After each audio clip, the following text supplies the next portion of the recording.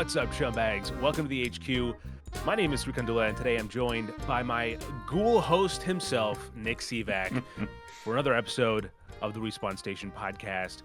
And I'll tell you what, we have an exciting show lined up for you guys because, later on in this episode, Nick and I are going to be showing each other our sleeves. You know, we're going to talk about our favorite tattoos and stuff. So get ready to see us whip them out. The tattoos, I mean. Also, we're going to talk about this hush-hushed, rumored, never before discussed Oblivion remaster that is definitely on the way. I mean, sorry, definitely not on the way. It does not exist. And a few other things along the way. But of course, before we get to all that, Nick, how you doing, man? How you doing? I know you were stuck in a in hell on earth for 2 hours yesterday, so you know that's got to be fun. Yeah, the glory of going to the DMV. I was joking for anyone who didn't get the joke. It was a merciful hour and 20 minutes though, so it could have been a lot worse. Dude, the last time I went to the DMV, there's no joke. I was there because I had my wallet stolen, and so I was like, oh, I have to get my ID replaced. And so I was sitting there, and this dude comes in, no shirt, just shorts. And I get it, dude. It was a hot summer day. He comes in, he sits like somewhere behind us, and then he just starts talking about Jesus, just and then. At some point, like something happens. I don't even know what the instigating line is, but then he just starts going. And I was like, "You're going to hell. You're going to hell." And then he's like, he's just kind of shouting out. And then on his way out, there's just a woman in line. And he goes, "You got a nice ass." And, it was the most GTA interaction I've ever experienced. But that's sums up the DMV pretty much. So, jeez. Yeah, my experience was mostly just a bunch of people looking depressed in a room. That was about it. No excitement. I could be doing anything but sitting here at this DMV. Yeah, Definitely a vibe. Well, Nick, what have you been playing, my friend? Because after a good 2 weeks of being sucked into Red Dead Online, I think you've broken the spell. Yeah, I mean, I'm still playing it, but there's an end in sight now. I definitely I have my goals of what I want to see through, and I see the light at the end of that tunnel. So, still nothing more to add outside of just playing through it, and still having fun. But let's talk about Sea Frog. Sea Frog, right. This is a game that we got a code for. You asked me if I wanted to try something a little bit different to break up my multiplayer gaming stuff. So I didn't word it that way. Hey, dude, get off of Red Dead, get off of Fallout, and play this game. Yes, yeah. And well, okay, so the reason I recommended it is because it is described as a 2.5D action platformer with movement of light skateboarding. Emphasis on the skateboarding that I was curious for Nick to get into. So, all right, Nick, what did you think? How good was my recommendation? I'm mixed on it, to tell you the truth. Okay. 2D platformer, yes, that is an accurate descriptor with light skateboarding elements. I would say the game is more so like a puzzle platformer. It's rather than it being like a collectathon or like a Mario kind of thing. The levels are structured in such a way that you'll be trying to explore them and using the mechanics to try to get to specific places, or like you'll be presented with a room that has like multiple obstacles that you kind of have to work around, or there might be like there's like this ghost character that pops up occasionally who's afraid of living things, and so you have to go around the room taking out all the enemies there, but it's kind of like a timed thing, and you have to do it like essentially in one combo with minimal mistakes to be able to successfully complete the puzzle. So it's a bit more of like a puzzle platformer, I'd say, than just like a straight up like 2D platformer. Right. Let me start with the good things that I like about it. The first thing that immediately jumps out is the art style. It has a very colorful. This feels very evocative of like Nintendo DS kind of era to me, but in HD, and it kind of has like a mix of like pixel art ish, but also 3D models, kind of like how the DS handled it. So, but it's a very strong art style.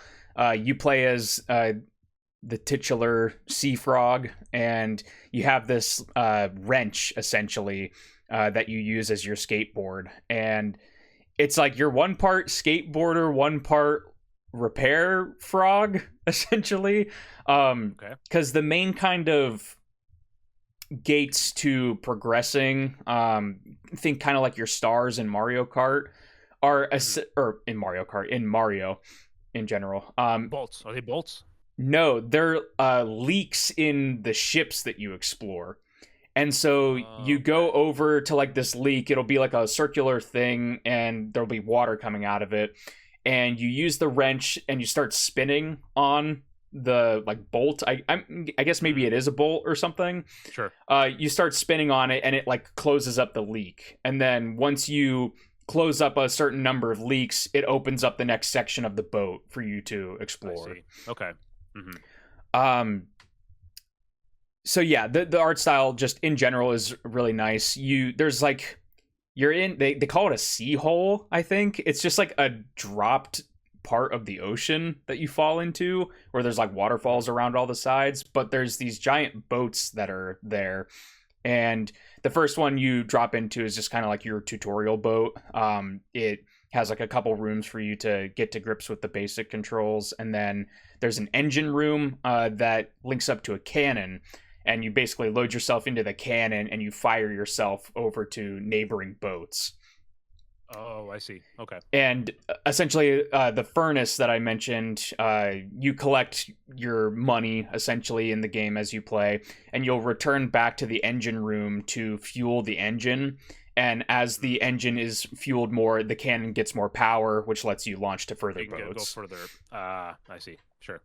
It's all good and fun. Like it's a pretty nice little loop. And anytime you die in the game, you are returned back to this boat, which is actually a negative that I have with the game. But again, I want to stick with the positives first here.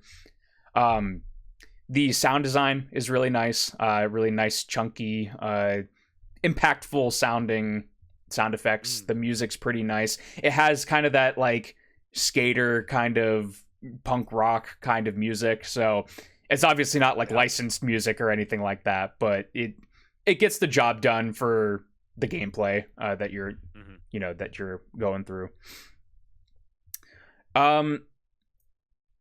Those are like the main things that I am positive with. The gameplay is where I have a couple of issues, and it's mostly in like very specific design decisions, and then one more so like kind of broad design thing with Sea Frog here. But the weird thing why I'm like mixed on it is like I am still having fun despite finding many aspects of it very frustrating. Okay. I've put like 5 hours into the game already, which as you may know, but the audience doesn't know, I just started like a couple days ago, yesterday, something like that. And yeah, like I'm having fun and I want to continue playing it, but yeah, it's just some of the things that I'm about to get into are just like really like hampering that. And I'm trying to wrestle how much of that is the game's design and how much of it is like just puzzle platformers in general, because there's things like Super Meat Boy that I don't like. I can't wrap my head around those type of games, and this feels like, while it has the wrapping of like a nice like carefree kind of platformer, like just some of the gameplay design things are like you have to be really precise, and the controls, like the way that they are implemented, like it's not that precise a lot of the time. And so whenever you are given a puzzle or a situation that requires this precise platforming and you feel like you're fighting with the controls more than you should be, that's where a lot of my disconnect starts coming from. Right. So I'll just start getting into some of these because a lot of this, unfortunately, is just Hit me like with it. specific kind of gripes that I have. Sure. But yeah, let's start with the skateboarding because that is a big component of the game. Right. I initially, from watching like the trailer and looking at screenshots, obviously the skateboarding is kind of like a big focus of the game. So to my surprise, it's not very active. Essentially, how it works is I'm playing with a controller. You press right, As you should. yeah, Fucking the proper way to keyboard play and a mouse. Yeah. platformer. But yeah, you hold the right trigger, and essentially that is what lets you jump on the wrench and start moving. And the game moves on its own, essentially. Like, you don't use the stick or anything like that to move. It's just right trigger. Oh, I see. Okay. Then if you can hit the A button or X on a PlayStation controller to jump. So pretty intuitive so far. Then where I'm coming at it with like a Tony Hawk centered mind is that, like, you know, I'm expecting to hit X or square or triangle and using directional inputs to do tricks. That's not how it works. Basically, tricks are completely automated. You just release the right trigger. And for kids. Essentially. Yeah. I see what you got there. That took me a second. That was not an immediate connection there. Go ahead. But yeah, you release the right trigger and Seafrog just starts doing tricks in the air. And then you essentially, like, if you hold right trigger again, you'll continue riding when you land, but it ends your combo.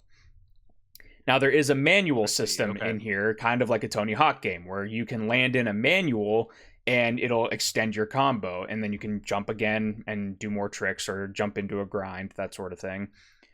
But the manual window is really precise, and it's to the point where it's really hard, even 5 hours in, for me to consistently land in a manual. It feels like the window is just extremely small. It's like right above where I think I should be hitting it is not good enough. So it's just tripping up my mind whenever I'm trying to do like a certain combo. And to be fair, so far, there's not much of a combo emphasis. There is like one little side room where there's this giant computer guy, and basically he will give you different rewards based on how high your combo gets. That's the only real thing that I've come across so far that's been like, okay, you need to perform a combo here. Most of the rest of the game, like, you're not really dependent on getting combos, at least so far. But still, it's like whenever you're trying to get into like a flow state with like a game like this, when you're just constantly dropping your combo, or you're released on the trigger when you should be holding the trigger, or vice versa, you're holding the trigger when you should be released, it starts getting like I start getting like messed up, essentially, when I'm trying to perform certain things. One of the specific things about the movement that, like, it makes sense, but like it feels a little bit clunkier than it should, is when you're riding, you do unlock the ability to do essentially like a quick turn, and you can hold the right trigger, so you're moving forward, and then you basically, I think you just have to pull the trigger again and flick the stick in the opposite direction, and it does a quick turn. But there's something really weird about using that same right trigger to initiate that. And like sometimes I feel like it does do the quick turn. Sometimes it's not doing the quick turn when I want it to do a quick turn. But the main thing that irritates me is that that's essentially only locked to when you're on the ground. There's rails and, ledges that you grind on throughout the levels, but you can't quick turn on those. And like there are many situations where, I don't know how much we've talked about this on the podcast, or how much I've told you specifically, but, and this is going to seem like a sidebar, but it will wrap around. I'm ready for it. Really don't like the design of classic Sonic the Hedgehog. Oh, where dang. things It's get coming out now. things get really fast. You're trying to get into this Yeah. flow state where you're going through a level, collecting rings and stuff, and then out of nowhere, oh, spikes! You Yeah. you got caught. Yeah. It Yeah. just always Yeah. feels like the developers laughing. It's just like, yeah, I bet you didn't know that we put a spike there or an enemy there. And I feel Yeah. like there's a lot of situations while I'm playing Sea Frog where hazards and enemies are placed exactly right in your path where you're trying to do something, that it just completely stops like your momentum, or you take damage when you're not supposed to. And that is also part of what I find like so frustrating while I'm playing it, is that like there's just constantly like I'm 2 tricks in, I got my grind going, now I'm gonna jump, and then I bounced into a bounce pad and it sent me into a spike, and it's just like, okay. Yeah. Like Is there no like, have you looked at the settings at all? Is there like a difficulty, like something where you can tweak it? Because I mean, like just looking at it, I feel like this would be a game that you could kind of, here are kids, play a 2.5D platformer with light skateboarding. It gets pretty easy. mhm. But then but if you want to do manual, it's got to be right on that spot. Like, is there like a tuning of that at all? I have not actually looked into the settings yet. I probably should do that and see if there is any sort of tweaking. I will say the game just started whenever I hit start game, so there wasn't any sort of I see. difficulty selection or anything like that. Okay. So yeah, I do need to Enough of take a that. look in those settings and see if maybe there's some tweaks. The other thing is, this game has a system called mod chips where you can find them in the various levels, and think of it as kind of like, relics in a roguelike or something like that. It's something that you can equip that gives you augmented abilities in a certain way. Right.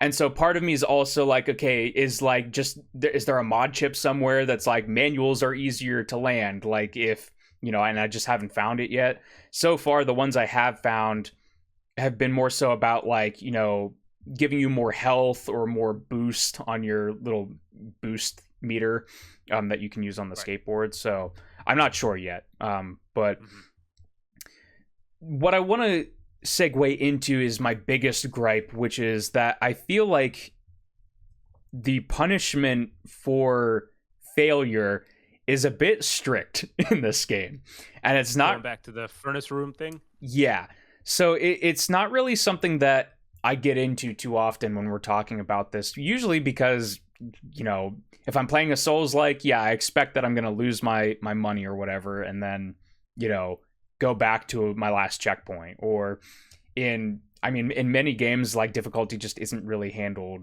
that extremely or whatever. But whenever there's situations like this where it's just like, on the surface this looks like such an inviting kind of game, and then I'm just like, man, why is this so brutal? Like, whenever I'm playing this. Yeah. So essentially, I touched on it a little bit, but the hazards are the first annoying part of this. I'll just tackle spikes. We'll keep it extremely simple. Spikes. Sure. There's spikes everywhere in this game. There's like spikes that'll, if you spend too long on them, they will damage you. There's some that are just sticking out on walls. If you run into them, they'll hit. What's crazy is that there's a really long stun window, essentially, where like if you get hit by spikes, you are going to be stunned and falling until you hit the ground. Even if you're in a room that's like, really tall, and you've been going through multiple different areas, it's just like up, stunned, and back down to the bottom you go. So that's, in a microcosm, that's just kind of annoying when that happens, right? But, you can work around that. It's like, oh, get more health, or, next time I won't try to hit the spike. So in comes death. What happens in death is this little pufferfish guy will come, and he will take all of your money that you have on you. So I was like, oh, it's kind of like a Souls-like thing. That's fine. Basically, you have to go back to the room that you died in. There'll be the pufferfish enemy. He just starts running away from you. And so now you have to chase this person down and like either try to hit him with the boost or jump on his head and try to like, use the boost to do some damage. Eventually you'll get your money back. What gets annoying about this is what I had mentioned, is that when you die, you don't start back in the room that you died. You don't even start back on the ship that you're on. You are sent back to essentially your hub ship, and then you have to use a teleporter to get back to the ship that you're at. And the teleporters are found in, like, I won't say random rooms. They're in a set room, but it's like the room that the teleporter is in might be a couple floors away from another teleporter, and you're in the middle floor, and that's where you have to get back to. There's items that you can find to unlock different areas. So there's like these blue gears, or like these batteries that you put into like a machine to open a thing. Some of these machines, they require more than one item. If you die while holding an item, you not only drop the item, but the item goes back to the room that you found it in. And so now it's like, okay, so now on top of me trying to have to go back to get my money and find where I was, now I need to remember where it was that I got this random item out of a barrel that was just floating in the room, to go get that, to come back to this spot to put it in the machine. And now you start to like get an understanding of like how just kind of annoying this gets, especially when you start out with like 3 hit points or whatever. Again, you can use mod chips to modify that. But if you get into one of these particularly more difficult rooms where, you know, you're trying to do very precise platforming and trying to get to a specific spot, it's like 3 hits, I'm already low health, and it's like, okay, well, do I bother continuing this, or do I just go back and backtrack and find more health and then come back and try it again? And it's just like a lot of these things start to congeal together, and it really kind of breaks up the pace and kind of breaks up what you're trying to do at any given moment to try to progress.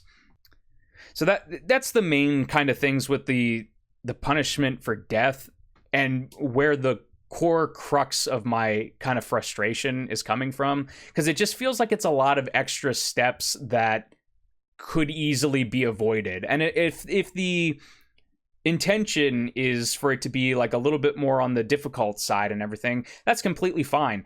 Just spawn me in the room that I'm failing the puzzle in. Don't send me like 3 ships away and put all of these like load screens and progress blockers in the path of doing this. Right. There was a very specific situation that I ran into today, and it's honestly like, it boils my blood just even thinking about it.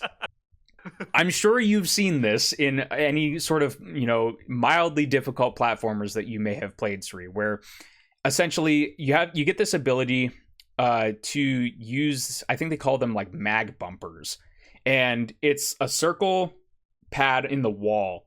And essentially, if you have the mod chip that allows you to interact with them, when you're holding the right trigger, you will bounce off of this bumper like a pinball bumper, essentially. Okay. But what happens is that it has collision on the entire circumference, and it's a circle. So if you come at it from this angle, you're going to be bounced back down the way you came. If you come at it from this angle, you'll be bounced up. It's a really tall room. There's like 15 of these bumpers going all the way up. And so like you better be right on top of each of those bumpers, because if you hit any sort of other bumper, it just pinballs you all over the place and sends you back down. You better be holding the right trigger whenever you do it, because if you're not holding it when you're trying to adjust for that, you're going to phase right through it. So it's just like that plus enemies in the room. And again, it's just like a big combination of these little irritating factors that it's just like, I just want to get up and get the token or whatever. Like, and part of this probably is going to come off as like, you know, just get good, dude. But it's just like, while you know, that's fair, that is fair, I do think that like just some of these factors could be refined a bit more and could be a little bit more thought out, especially in these like challenge rooms, because there's this other challenge where you talk with this rat thing. It's like a rat wizard essentially, and it gets mad at you for, you know, killing the rats because there's rat enemies.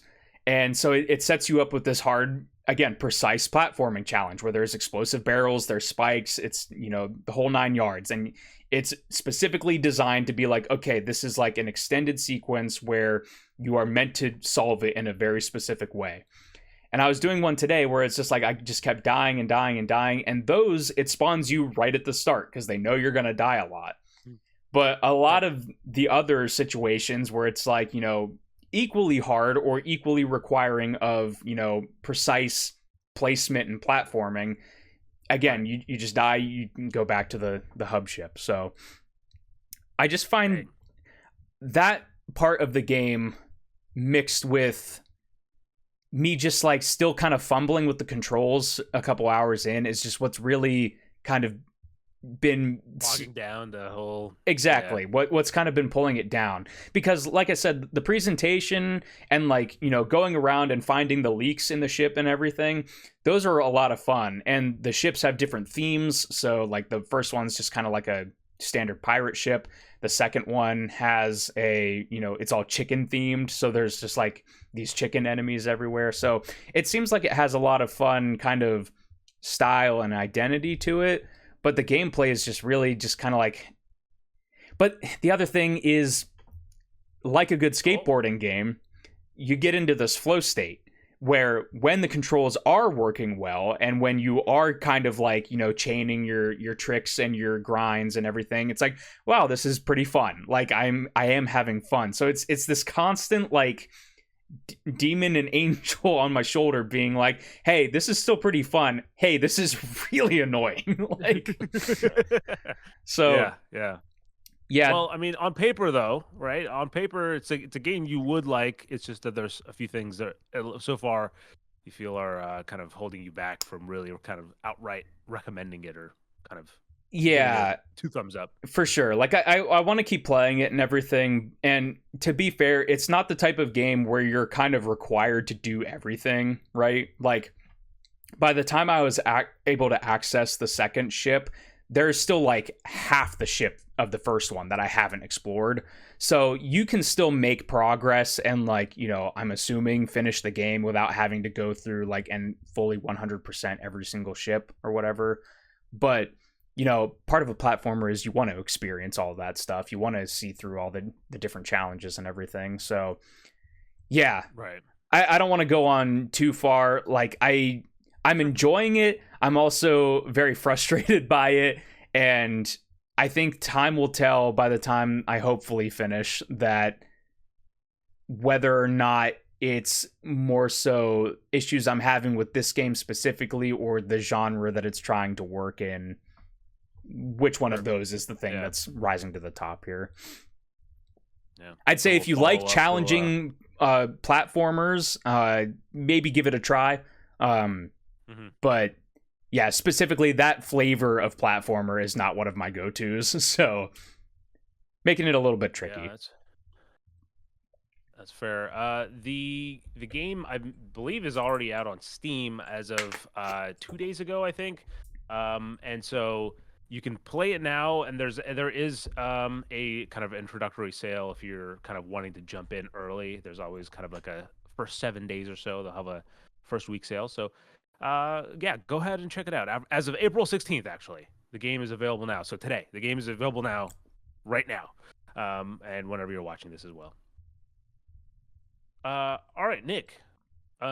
You've been talking. Now let me take the pressure off of you a little bit while you while you catch your breath. So, a few days ago, I played a game called Layla, and I was very curious about this game going into it because it was a point-and-click adventure game, and I have not played a point-and-click game in a while. In fact, in a small side tangent, I'll quickly say that the last time I probably really played a point-and-click adventure game was during our old trophy hunts, which, if you don't know, like for 3 years, we did like a trophy hunt where for like 30 days, a whole month, we try to see which one of us, like, of our team members could get the most amount of trophies or achievements in that time. And I got to say, Nick, undefeated and all 3 years. And so at this point, I'm cool. I'll stay the reigning champion. We haven't done it in like 2 years now, but You know, I hold the title very close to my chest. But back to this, I played like random point and click games because they're really easy to follow a guide and get all the trophies or achievements for. Hmm. But a lot's changed, and I'm curious how I would approach the genre now, especially because I think one of the benefits, and I've probably talked about it before, to some extent on some platform, about how Respawn Station has really opened up my gaming kind of vista, or like what I am likely to try has changed a lot. Your So horizons what have I have been normally, broadened. yeah, that's the perfect phrase that I was absolutely not struggling to think of. And so I went into Layla, and it's a short experience. It's like a 2 hour game, but if you got no brain up there like me, like 2.5 hours, and it's essentially the story about the titular character Layla, who is given a gift, which is actually very funny, because um, it kind of relates to the last episode of the podcast where Nick and I go down this, just well, I mean, at first it was like a kind of a dissection of like where the video games consoles go in the future, and then to like we were at like console wars, literally like in space by the end of it. But this game, which I believe takes place in 2047, I have no notes. I'm going off the top of my head, so I hope no one corrects me. I don't like to be corrected at all. You'll be banned immediately if you say anything about me. And it takes place in 2047, and your daughter has just given you a game console, essentially, or of some sort, where or some sort of tech that I'm going to say is a game console, where it reads your mind and it gamifies your memories. Is the idea of what this console does, which honestly also, like, we didn't think about that. That was a cool concept. You just like go back through your memories and play them as games. That would be very Hmm. interesting concept alone. But what we get here is a very slow, intentional reflection of who this character is. And that includes everything from, like, the start of it is like, or not the start of it, but like you start off with um, scenes where she's a teenager in like the early 2000s, dial-up internet chat rooms, like essentially MySpace, but not MySpace. Hmm. And you go all the way to her being a single mother and like her experience with that. And it's this wide gambit that you get. And you can definitely, there's a little bit of room of where you can get more. If you want to see more, you can dig in a little bit deeper. Or if you want to say, like, no, I'm trying to beeline the main story, you Hmm. can also kind of do that as well. But what I find so interesting with this game is how intentional the gameplay is, and the way that the gameplay mechanics tie into the narrative. It's something that I haven't really seen in a little bit now, where everything feels so okay. Okay, so I'll give you. I really don't want to say too much about the game because it's 2 hours, and I think Hmm. me saying anything really will kind of spoil some of the impact. But I will kind of, if you don't want any spoilers, I do recommend Layla. And this isn't a full review. Actually, this conversation will kind of diverge in a different direction soon. But if you don't want any spoilers, you can know that I recommend it.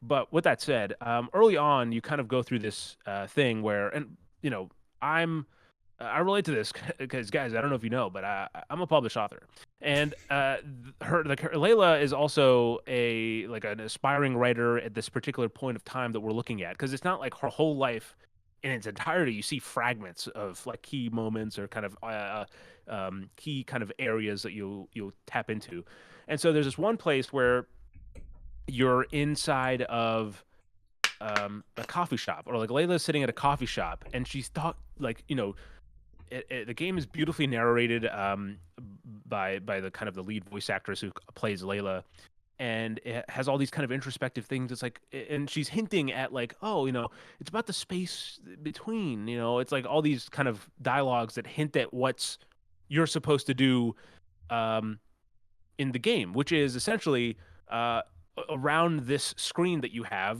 to find a certain amount of objects, Hmm. and they're kind of mixed into the map of like what you're looking at in the coffee shop, and you have to kind of pinpoint them. Some are like easy, and some are like, oh shit, I didn't even realize that was over there. So it's like a Um, hidden object game, kind of. no, it switches, but this particular part of it Oh, is, okay. yeah, but like it switches multiple mechanics. So yeah, you and this kind of is a hidden objects type of thing where you pick out the objects, and then she puts on her headphones, and then you go into the computer, and then you're on her desktop, and you can start playing the music that she's listening to, and then you pull up the draft of like how you make the story. And again, it's so interesting. So the story that you're writing, or kind of helping her plot, you make by dragging the items that you saw spotted earlier. You drag them onto the book, like like folder or whatever, Hmm. and the on the right side of the screen, the story gets crafted. So every element you drop in, it'll be like, if you do a briefcase, it's like, oh, a businesswoman from this. If you put in like an atomic bomb explosion, it's like, oh, the world. And it's like it kind of dictates the story that she's writing. And fun Hmm. fact, I accidentally stumbled upon a series of images, or when you put them in the right order, it gives you the plot of Death Stranding, which I thought was awesome. Is a fun little Easter egg. But going, and also in that coffee shop, I didn't notice until after I beat the game, but there's a wall art that is the logo of the studio, which is also pretty cool. Nice. But and then so you build your draft of your book, and then you literally open the email, drag it in, and then the publisher will like reply to you and say, oh, this is good, or oh, this is, no, you need to rework this. And the whole process is so interesting, and that's like, you don't really do that, those specific things. I can't speak specific things. Again, the gameplay keeps changing, and you're doing different things throughout, but you get these very intentional and meaningful gameplay mechanics that are built around what the story is trying to say and what's going on in Layla's life. And so I'm still thinking about the game. It's actually a unique experience, of kind of like, I've beat it a few days ago, but it's still kind of on my mind. And the thing that maybe, look, the game is definitely about a woman, and like the idea of being a woman.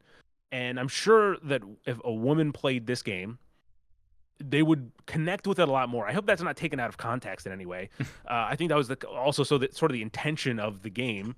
Um, I came across like a Reddit post where they were like saying like, yeah, we're not just like a story for women made by a bunch of dudes. Like, we have women on a team or whatever.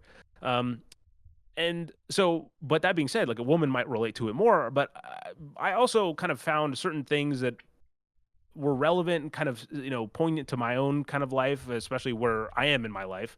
And I probably in a way that maybe would not have reflected if I was like a 13-year-old playing it. You know what I mean? Sure. Like there's a different time kind of where the narrative will hit stronger than others.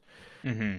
And I streamed this game, while like my experience of it, and it was a fun thing to do, even though I was a little bit stressful of like, oh shit, I hope I don't take too long on the puzzles, because that's like too much pressure. Hmm. But there's one point where someone in chat, I'm not gonna call him out, but someone in chat was like, man, I really need to play more indie games.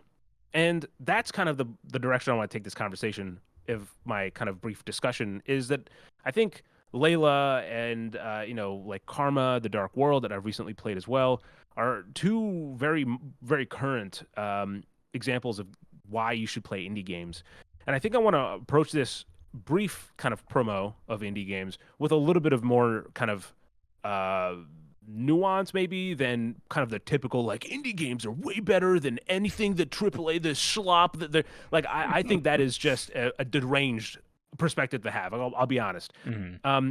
Because especially over the last few days, I have like a intense day of work, or I'm like busy all day. But I've been sitting down recently, and I've been going back into Call of Duty Verdansk, in Warzone, and I've been having so much fun. Just like getting into a party with a few friends and playing to see, like just getting into those intense matches.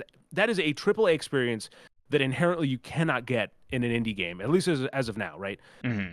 I think that has its place, and that is relaxing in a way that I really need at the end of a long day.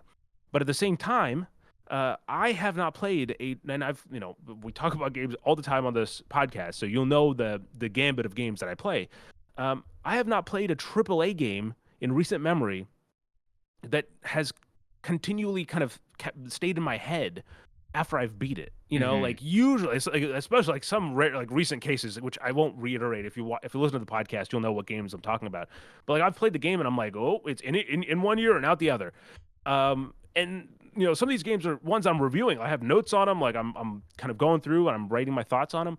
But they just don't leave any kind of lasting impact. Whereas I feel like indie games where they can be a little bit more personal, because and I'll be honest, that's also probably part of the business. If you make it's hard to make a AAA game that is very focused on intimate storytelling or niche subjects and audiences, because you'll if you missed a target, if that demographic it does not show up on to release day, or to buy the game, it's a bust of like millions of dollars, hundreds of millions of dollars.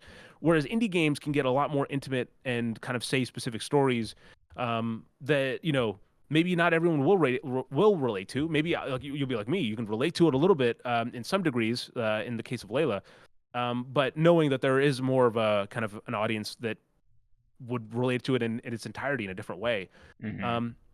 And same thing with Karma, like something that stays with you that kind of, oh man, like I recently found myself kind of revisiting Karma's soundtrack and listening to that as well. And yeah, I think indie games have a lot to say, and it's important to listen to them, because it's kind of a little bit hypocritical to say that the gaming industry is dying and then also not supporting indie games in any extent. And I'm not saying that you have to play Layla. I'm not saying you have to play Karma: The Dark World, but there are a lot of indie games out there that I think you should definitely try, because in a handful of hours you might have an impact that a 60-hour AAA RPG might not get you.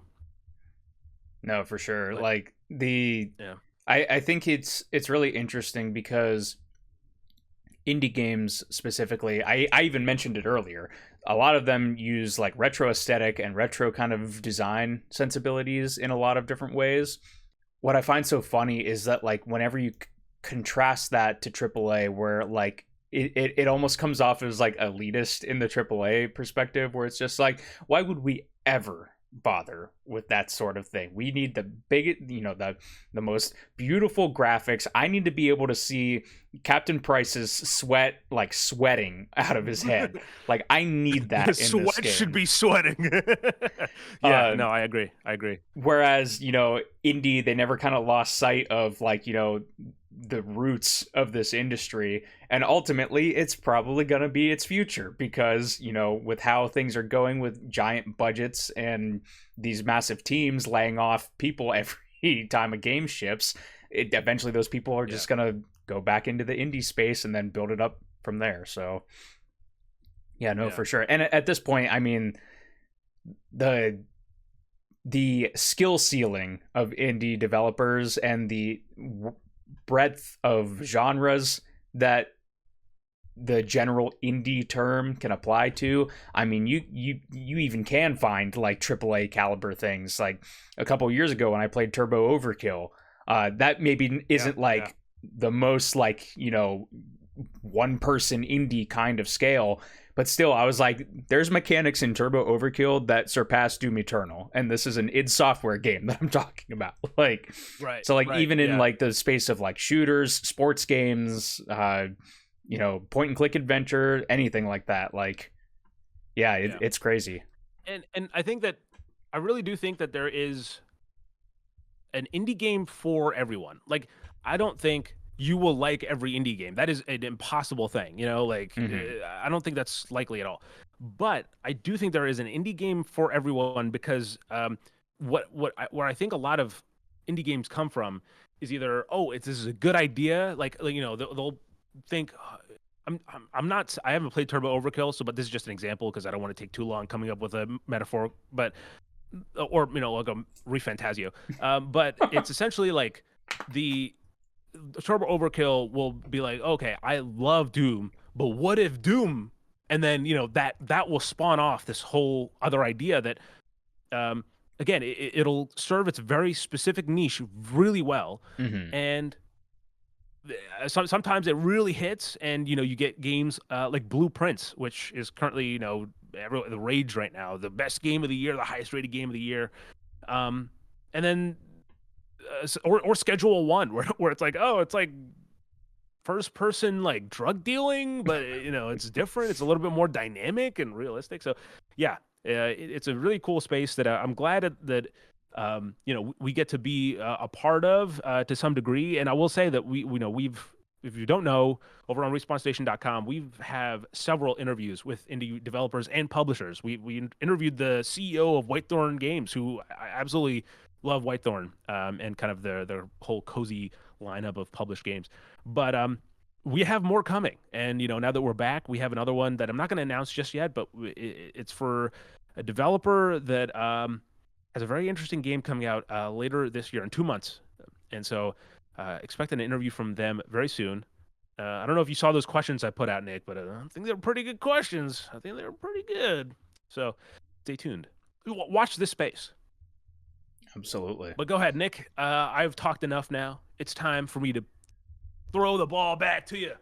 Yeah. I didn't just play Seafrog. I, inspired by our recent conversations about Nintendo, I was looking at my Switch games and I was like, man, I was watching some of that Treehouse footage for Switch 2, and I was like, I want to play a Nintendo game.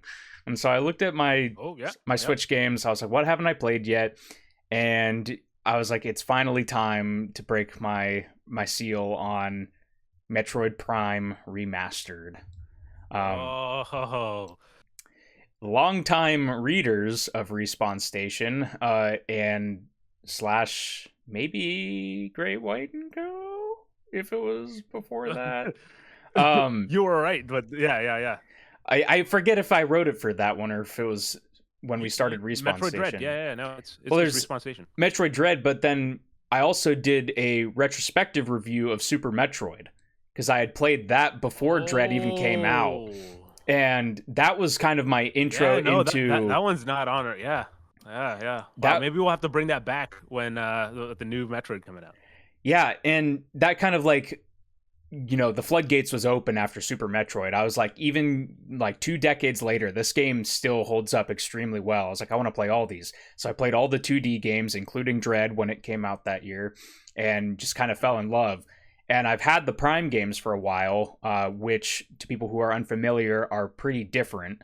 The original Metroid games are like 2D, they're the progenitors of Metroidvania, that and Castlevania. So 2D kind of shooters where you explore environments, find items that allow you to explore different environments. There's a lot of backtracking and, action and that sort of thing. But the Metroid Prime games are first-person shooters.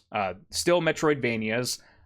You're still going and exploring these environments, finding items that unlock new paths and everything, but from this completely other perspective. And the first Metroid Prime game released on GameCube back in the day. And this remaster came out a couple years ago now, I think, like 2 years ago maybe. So yeah, I decided that I wanted to finally start Prime and get those played. Is this just one like you had on your shelf and you're like kind of going down the... Literally that. I was like, why not? What game am I looking for? I was like, you know what? I watched that Prime 4 gameplay, and I was like, you know what? I think it's time for Metroid Prime. So that was it. Yeah. And yeah, it's a remaster. I have the GameCube version, but I've never played that version. So I'm hopping in with the remaster, and wow, the visuals are pretty breathtaking for a Switch game, if I'm being honest. Like, yeah, wow. Yeah, it's you can still tell it's like, an older game, but the texture quality is like massively improved. I feel like it feels like a modern kind of Switch game instead of like an up-res GameCube port, essentially. Right. Mm-hmm. And like the lighting is like really strong. The atmosphere, which I've heard the Metroid Prime games, like atmosphere is huge in these games, from the music to different little details that they do. One thing I love, a couple games do this, including like I think some of the Doom games, but if an explosion happens near Samus, you can see the reflection of her face in the visor, because like your HUD is like you're looking through her helmet and everything. So there's really cool little details. Like sometimes she'll put her hand on the arm cannon when you're shooting. Sometimes she'll take it away. So there's just these little details that kind of really immerse you in the world and the environment. The music's really great. Yeah, I'm looking at gameplay now. Yeah, no, it's I forgot. I really did not. I don't remember. I remember this game coming out. I do not remember it being showcased like how good it looks. But no, it looked good. But yeah, it's really fun so far. It's, you know, I have talked about on the podcast before, one of my issues with Metroidvanias is that I always come across one part, and Metroid was no exemption from this. There's always a part in it where I get lost, and I'm just like, I have no idea where to go. So far, that hasn't happened. I'm still kind of early days, though. I'm about like 4 hours in, so based on how long to beat, that's like maybe like a third or a fourth of the way through the game. But so far I haven't gotten lost, so that's a good sign. It has like a full 3D map, which, have you played the any of the Star Wars Jedi games from Respawn? Yeah, I played the first one. Their map is very similar to the Metroid Prime map. So it's like fully 3D. You can kind of move it around. You can see where the doors are and everything. You can see specifically like if you need a certain type of upgrade to open a specific door.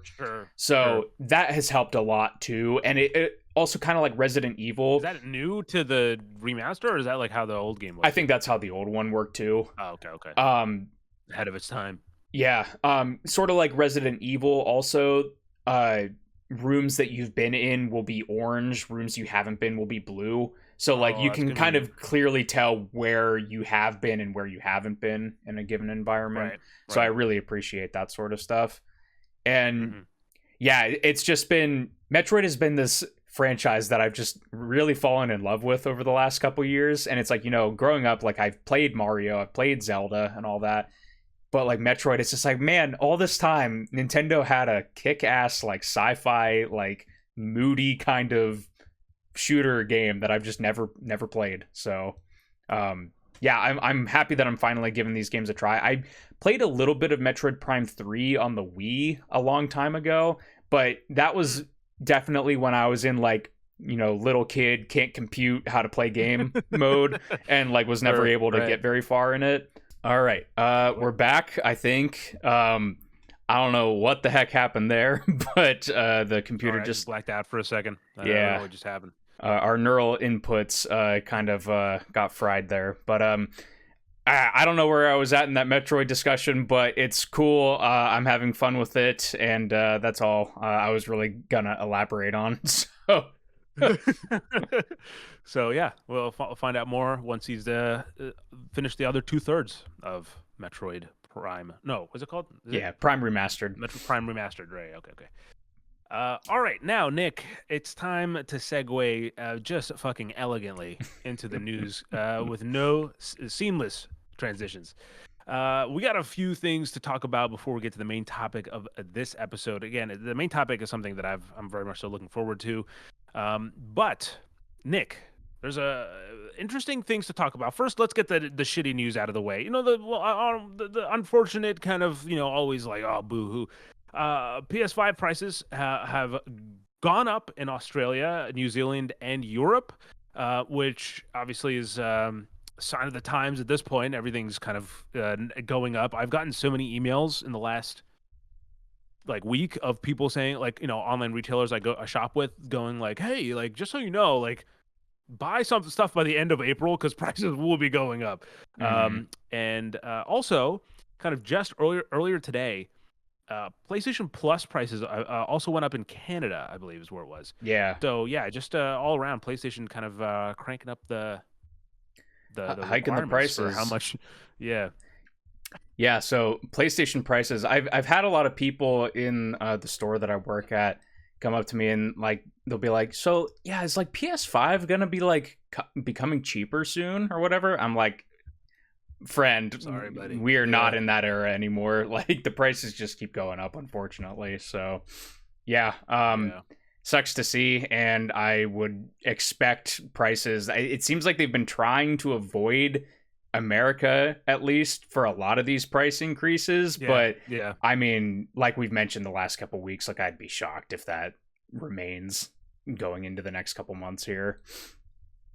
yeah. No, it's just we'll see how this goes. I mean, look, it's the games prices are going up, the console prices are going up, and so it's definitely becoming more. I think video games are becoming more of a luxury now than I think in the last probably 2 decades. So yeah, it'll be interesting to see how this develops and evolves. As I mean, we talked about it earlier this episode, indie games kind of becoming the most affordable way to consume video game media at this point. So yeah, we'll talk about this more as we go. But with that said, let's get into some hopefully positive news, things that gets your juices flowing. Pretty good news first week of all, this week, to be honest. For that, yes, very very little negative stuff to really cover here. And overall, I think while I'm cautiously skeptic about certain things, there's a few things I'm excited for. Actually, and we'll just get right into it. So between last episode and this week, or this one, we had the reveal of Marathon, Bungie's new extraction shooter, which is a reboot of their old IP. Also, before Halo, I think, right? Like, it was like for Mac. I think was what the original Marathon was developed for. So, look, Nick, you saw the little reveal? They put out a handful of stuff. They put out like some gameplay overview, cinematic trailer, like an 8-minute cinematic trailer, and as well as like kind of like a hype video of like alpha testers or whatever. So, what'd you think about Marathon and kind of what they're offering here? Yeah, a little conflicted in parts. Okay. I think basically that the art style, I've seen online that the art style is kind of divisive for some people. I am in pro camp for that. I kind of dig what they're doing with the art style. I've had like this vision in my head of like, an art style that I would like to pursue in like a mythical future game.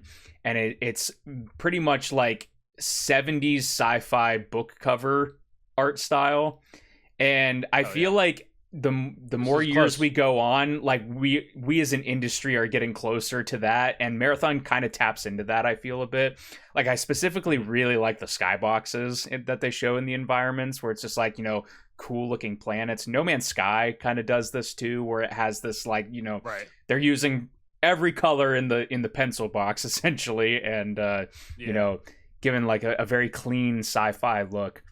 So yeah, I dig the art style. There's something to say about just like the idea of like in any video game, when you look up in the sky, if there's like there's like a moons or anything plural, right? And in the sky, you're like, oh, this is cool. It's pretty easy, a pretty easy win for at least me when you do that. Yeah, for sure. But yeah, the art style I dig.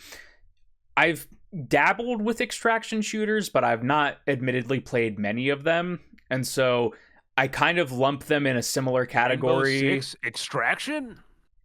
I guess you could say that is the one that I probably played the most. Like I've played a little bit of Hunt Showdown, but it ended up being a little bit too hardcore for me, so I bounced off that pretty quickly. And then we've played like things like DMZ in Modern Warfare and stuff that are considered an extraction shooter or have like elements of that. But yeah, I conflate the two with like extraction shooter and battle royale a lot of the time, even though I know that there are very distinctive qualities of both of those things. Right. I'm intrigued by the genre, honestly. It's not something that like it's like, oh my gosh, Bungie's doing an extraction shooter, like let's go. Like that's not really where I'm at on it. And basically you and I were texting back and forth a little bit about it, and I told you that like I like the overall art style, but the characters weren't really doing much for me. And after watching like the trailers and everything, like that still kind of rings true. Like I'm just like, I don't see. Well, I guess that's the thing. I don't see characters here. I see just like player characters that aren't actual characters. It's like they're talking a lot about like, oh, this mysterious, planet and the runners and everything like that, but it's like it's the same kind of thing. Again, like I know a lot of people are making these, comparisons, but I'm specifically going to reference a conversation you and I had about Concord and being like, it's weird when they're setting up like, these bounty hunter kind of work for hire type characters, but the gameplay doesn't match that. And I'm getting a similar vibe from Marathon already, where it's just like, it's about, finding out this mystery and finding, the secrets to the past and all this other stuff. But I'm like, okay, so I'm bringing in my assault rifle and shotgun and there's another squad over there. Like, how does that necessarily connect together? But what do you think about the review and what you saw? Because like I said, we exchanged some texts, but we haven't really discussed it at all. Yeah, I'm on the same boat. I'm mixed, but for me, I think it's I'm intrigued by the vibes. I think the cinematic reveal trailer that they put out is like just it's like almost like sci-fi skaterboard, like like those old kind of wide lens, running with the action type of thing. Mm-hmm. It had all those kind of vibes, which I thought was really interesting. And certain parts of the way that the UI is designed, I mean, that they've kind of showcased so far, I find really cool to look at and interact with. It is very kind of, I don't want to say analog, but it has that kind of retro tendencies, as Nick was saying.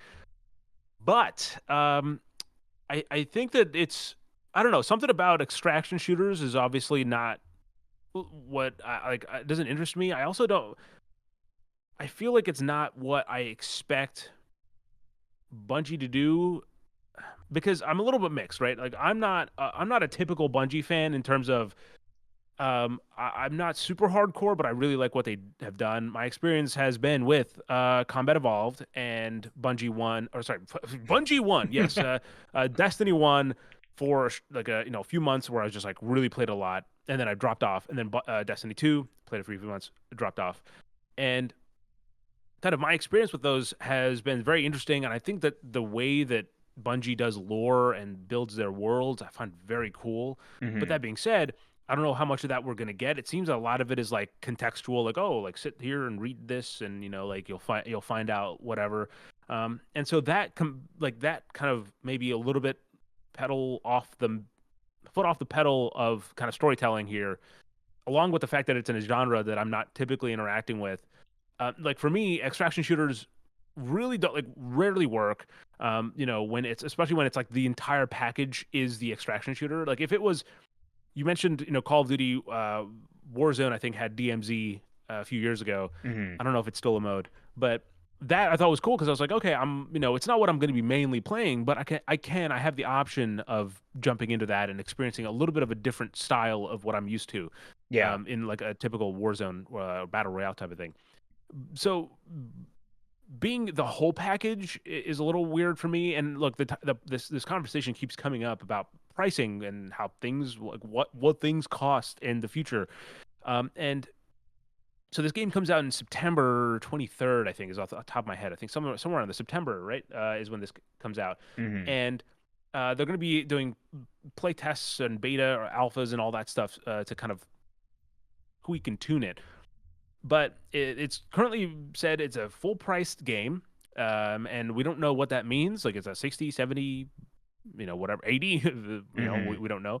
And it says it'll have a battle pass, which is obvious. It'll launch with three maps with a fourth arriving shortly after launch. So that's what you're getting. And I also don't know how large the maps are personally. I haven't seen that showcased anywhere. So I don't know. I'm a little bit mixed on it, but I would be curious to, even if I'm not jumping in day one to play it, I would be curious to, like, I'm sure they'll do some sort of open beta or open alpha or that is when I'll check out the game. And similar to how we did with Concord, we'll kind of maybe give our 2 cents a little bit more accurately there. But yeah, I agree. Like it's definitely the kind of thing that I definitely hop in for like a beta or something to give it a try. But yeah, it's also like, On the one hand, I appreciate that they are experimenting a bit with like a new genre, and I have kind of appreciated over the last like half decade to a decade how multiplayer games have kind of really revolutionized. Because for a while there, it was like every game was just including like a Call of Duty-esque like team deathmatch multiplayer kind of thing, right? And then, at a certain point, people realized like, hey, nobody plays ours, they just play Call of Duty and stuff, so that kind of went away. But now we're getting like pop-ups like Battle Royale and extraction shooters that kind of like put the traditional sense of multiplayer, flips it on its head a little bit. So I appreciate all of that. At the same time, from the actual trailer, like I don't really see anything like specifically different that's coming from Bungie's take on extraction shooter. Like, it's just kind of like, we're Bungie, we're doing an extraction shooter, look at our cool visuals. So yeah, I definitely want to get my hands on it, but day one adoption is probably not in my future, at least for this game. Yeah. And let's get into some of the rumor talk here. There's some stuff that some stuff is leaked accidentally due to websites. For example, Mafia: The Old Country, a game that I'm personally looking forward to, having in a totally out of order way played through the Mafia games. I actually played them 3, 2, and 1 in that order. So the definitive way to play the definitive editions. But honestly, you probably played it in the right order if you want to go from quality. I agree, because it gets better. Yeah, like the stories get better, but then it's also like weird because you'll play like Mafia 3 and like a character, like a side character is like, oh, this is the main character of the second one, and then you get to 1 and it's like, oh shit, this is the fucking second character. Yeah, so it's a weird like MCU type of situation. But anyway, so I'm looking forward to the Mafia Old Country, and I guess so the people that accidentally put it on their website too early and announced that it will be or kind of leaked that it will be an August 8th release date. Yeah, which interesting. Look, Nick. All right, Mafia. Unless they're totally blowing this one out of the water and not doing the same thing that they typically do, open world, crime game, right? It's coming out, and it's from 2K. It's coming out in August.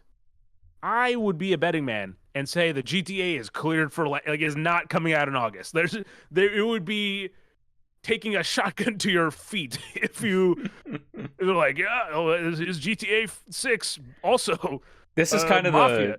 the funny thing, because like this kind of came out that the release date kind of leaked early, and it's so funny because it's like some people are reporting that as the news, other people are like, GTA is coming into focus now. It's not in August. Borderlands is in September, so it's probably not going to be in September. So we're coming in on that October, November thing, which honestly isn't that big of a surprise. Red Dead 2 was in October. So like, I at least was kind of assuming that kind of a time frame. But it's just really funny how it's just like this one bit of information leaks and everybody's like, okay, so what's this mean for GTA though? Like... Yeah.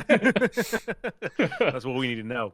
And then that's not the only weird website thing that went up and people were like, oopsie. There's also the long rumored Elder Scrolls 4 Oblivion remaster. Yeah, baby. And wow, we've been hearing about this one for a long time, constantly, and it's like, it's coming out now. It's coming it's out been any so minute weird now. It's been all of these leaks any minute now from any different source you could imagine. Originally it was a Reddit leak from an ex-employee that was verified by I think it was from Reddit Gaming Leaks and Rumors, whatever that Reddit is. But they were like verified that they were an employee of Virtuous that leaked a bunch of information. Then at one point, the Microsoft FTC leak happened and it had Oblivion remaster listed in there. And then we got like website leaks from other employees and stuff. And then finally this past week, outside of all the insiders being like, oh yeah, like you said, it's coming. On Virtuous's own website, like some stuff got uploaded in the back end that people found. So now we just have like concrete images of this thing. And I even saw earlier Yeah. today that Bethesda Game Studios website also has inspect element references to Oblivion Remastered in there. So it's just like, Ooh, apparently they're boy. still planning this shadow drop kind of release strategy, and it's apparently coming sometime next week by the sounds of it. But Yeah, no, we'll find out this time. Yeah, well, next episode, tune in to see if Nick and I are diving into Elder Scrolls 4 Oblivion. I'm actually, I know. yeah, go ahead. Go ahead. Sorry. No, go I was ahead. gonna say I know that Nick is not actually a fantasy guy, so I don't know if he'll jump in. But it has Oblivion's one of been one that I've been trying to get to, but it's just like, oh, it's a little too old, and I feel like it's gonna get a remaster. Look, I also know that there's gonna be a Fallout 3 remaster. It's just coming. I know it. It's fucking right. But until then, I think this one interesting. It catches my eye. Yeah, this one's really interesting for me as a BGS guy, because I also have not played Oblivion. Like, I've started it once and played like maybe an hour, but like that's barely nothing for one of those games. So Oblivion's kind of like uncharted territory for me. This is also the first time a Bethesda Game Studios game is getting a remaster of this type. And like you said, that also on the FTC leak was Fallout 3. So obviously I'm more excited for what this means for that game. But it's so weird because I'm going to be able to experience a remaster for a Bethesda game that I've not played. So it's just going to be like a new Bethesda game, essentially, that's shadow dropping for me. But also, I'm really curious what the discourse is going to be like around this, because I already hear the grass isn't green. Well, there's that. So people are, looking at the leaked images and saying like, it seems like the colors in the lighting might be a bit changed from the original. Kind of unclear whether or not it's like a different time of day or if it's just like, again, it's just a legit change. I'm more so thinking of it from the perspective of if the game running in front of us looks good, because this is apparently, again, according to rumors, but it's all but confirmed at this point. This is going to be running with like a 2-engine setup where Unreal Engine 5 is handling the visuals and the underlying game engine is still kind of the original Oblivion engine. Oh, I see. Sure. So like it's apparently heavily tweaked and modified, but a lot of like, I guess like the physics and stuff like that should be pretty similar to the original. But if this game does end up looking like, amazing on Unreal 5, people are going to be like, Bethesda, what are you doing with Creation Engine? Like, just go to Unreal Engine here. And, if our games can look this good, like, why do you still use your janky old engine? So I'm bracing for, the Bethesda comment wars to be spiked again for this as well. But I'm personally looking forward to it, and I'm definitely going to be hopping into this. Yeah. Well, I will kind of briefly also touch, we don't talk about kind of leaks and stuff too much, but I got word earlier today that Ubisoft is potentially developing a new battle royale game heavily inspired by Apex Legends. And it's called Why Defiant, because why the fuck are they doing this again? They did not learn their lesson the first time. And I'm not even talking about X-Defiant, by the way. I'm talking about Hyperscape. That's right, a Ubisoft Battle Royale that 90% of the people forgot about. I was trying to think of the name. I was just like, I know you played it. What was that game? Yeah, no, they already had that. I show up for Ubisoft. But honestly, I understand that X-Defiant was not a lucrative project, so they had to kind of abandon it. But at some point, I'm just like, okay, make it one package. Like, put a battle royale in there, put the regular multiplayer, and have it be a $30-$40 package, and I would gladly pay that. You get the season 1, battle pass, and every other season you have to buy it yourself, and like that's the way that game should have launched if these are the conversations being thrown around at Ubisoft. But oh man, we'll see how that goes. I'm sure I absolutely will dive into it if it is in fact real and it manifests in some way, shape, or form. But at the current rate of Ubisoft, that game either will take forever to come out or it will never come out.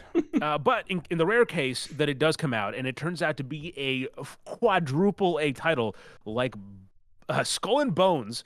If you guys don't know, Skull and Bones Year 2 is happening, and look, we're not going to go into this whole press release that they put out yesterday regarding like all the stuff that's going to happen with Year 2 seasons and stuff.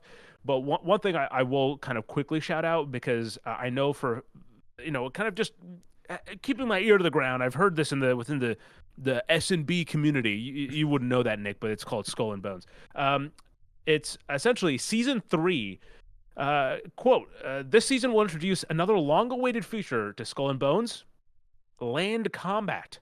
More about this will be revealed about as the new season approaches. So, yeah, they're now adding the other part of the Assassin's Creed game that they've got their idea from. So, I'm curious to see, in season 3, Guts and Glory. Oh my God, I didn't realize that every season. Oh no, not. The seasons I thought were all titled after like the like Skull and Bones. So season 1's Ascent into Chaos. So it's not and. They just have 2 different words as the kind of hooks. So I got excited there. But season 3 is called Guts and Glory. So land combat, we'll see how that works. I'm sure, if you're looking forward to Skull and Bones, if you don't know, it's already available on Xbox Series XS, PC, PS5, and Nick, say it with me. Amazon Luna. Yeah, there it is.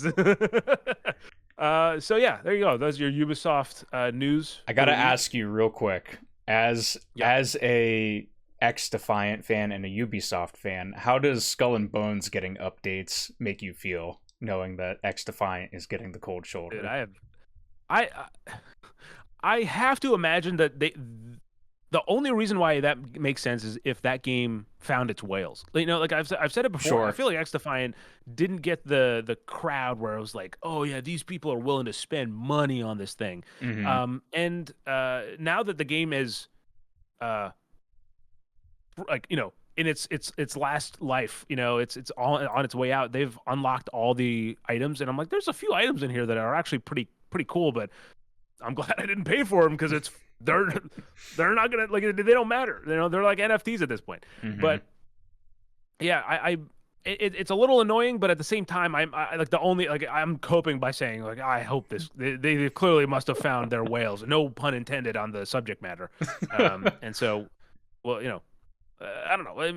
The fact that they're going into season 2 year 2 this strong, and I would imagine adding land combat is not a small feat. No, not considering at all. it's an entire water-based, mechanics.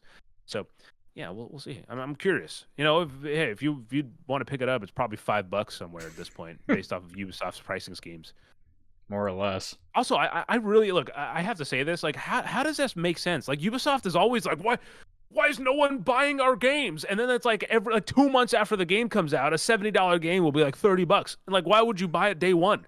Just wait 2 months and it's coming out. Like GTA 6. Well, GTA 5 is still fucking, the price of a brand new Ubisoft game at this point. Mm-hmm. But like GTA 6 will come out in November. It will not be on sale for December, for Christmas. They will expect you to pay full price, $100. And that's how that works. And that price will not go down for like a year, if that. So anyway, I digress. Ubisoft, what the hell are you doing?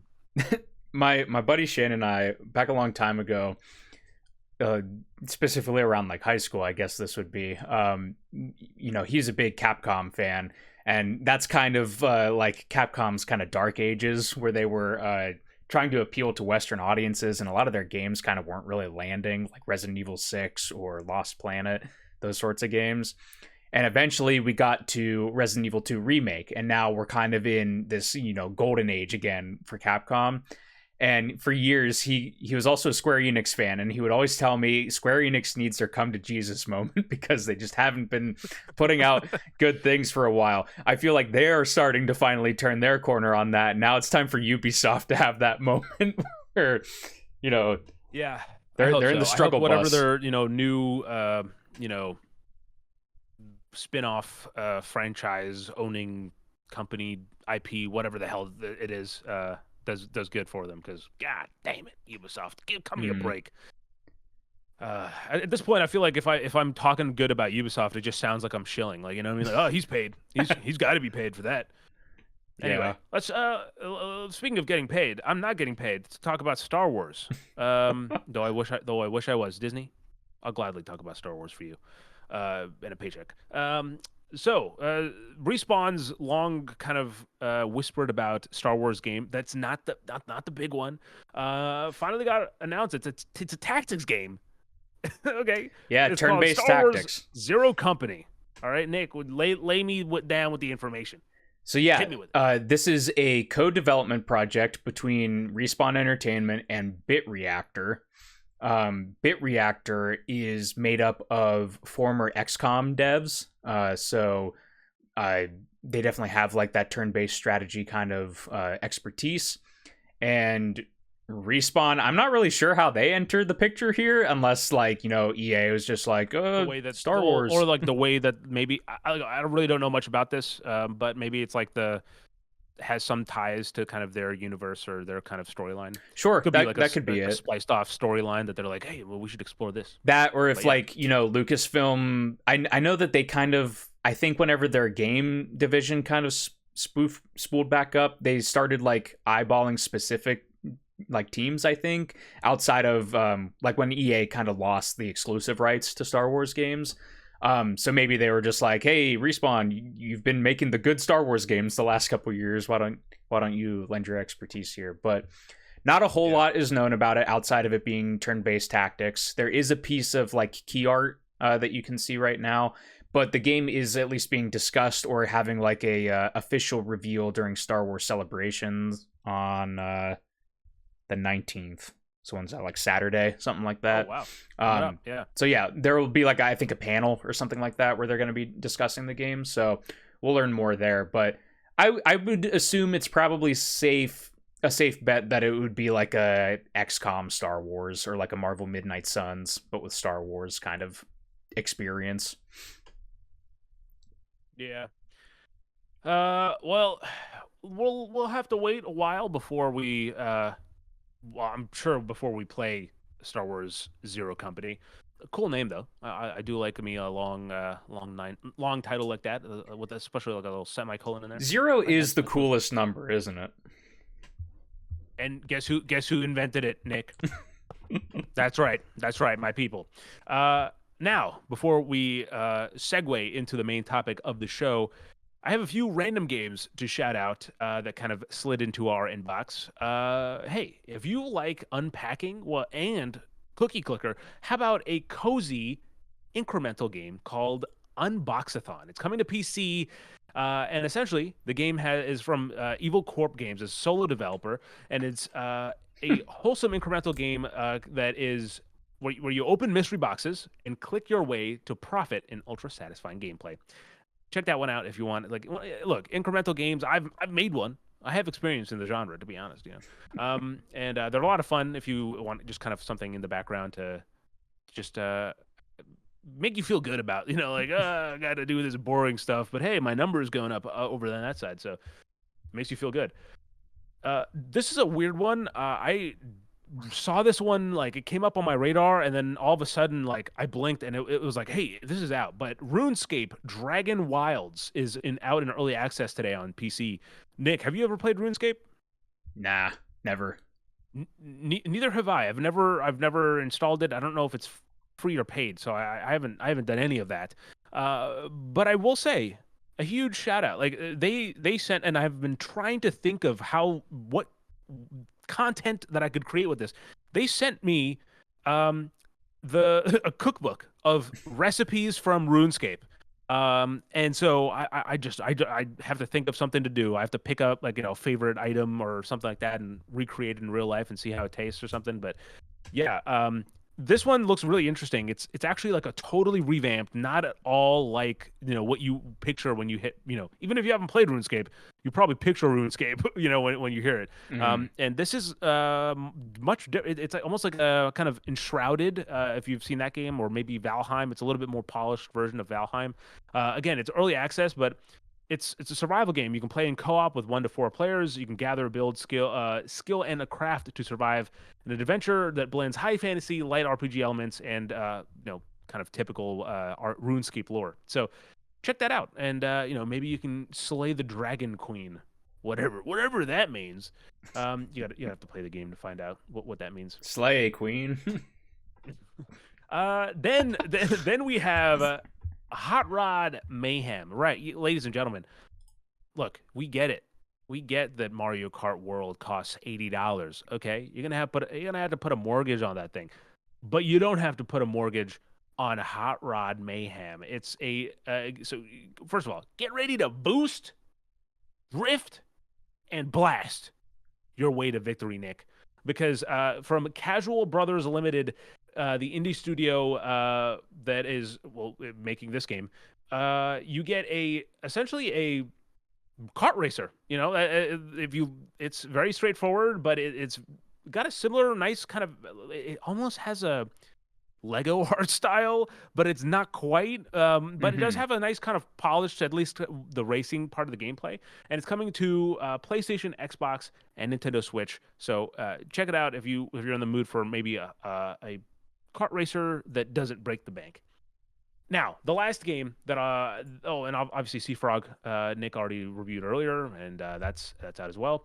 This one really caught my eye. I think visually this looks really striking, and it's a game that I had not heard about the first one of, but it's a successor to the brutal Slain Back from Hell. Slain 2, The Beast Within, is coming out from Silver Lining Interactive in partnership with Steel Mantis. And it's a relentless, blood-drenched pixel art action platformer. And look, just watch this game in action. It looks so fucking sick. So yeah, the art really caught my insane. eye. Yeah. And so it's one of those things. Like I was like looking through, trying to see what games we should shout out. And this one immediately, I was like, okay, yeah, the visuals got me in. So this is coming out for PC sometime in 2025. And as we always say in any of these kind of inbox segments, if any of these sound interesting to you, even if they're out or just released, go wishlist them on Steam because it helps them out a lot with kind of getting up in the Steam formula algorithm. But that is it for the inbox and the surprise hits for this episode. Now, Nick and I are going to go reveal our favorite box arts from our collection. But before that, let's hear a quick word, really fast, really quickly, from our sponsor.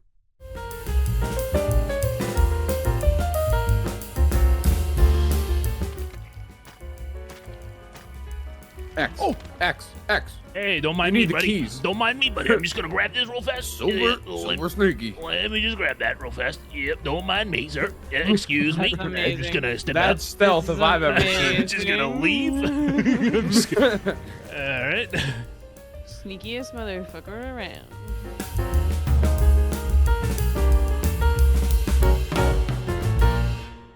Wow, that was an incredible sponsored segment, and thanks to that sponsor, because honestly, I wouldn't be here without that sponsor. I don't even know what I'd be. I'd probably be here actually, but not on video.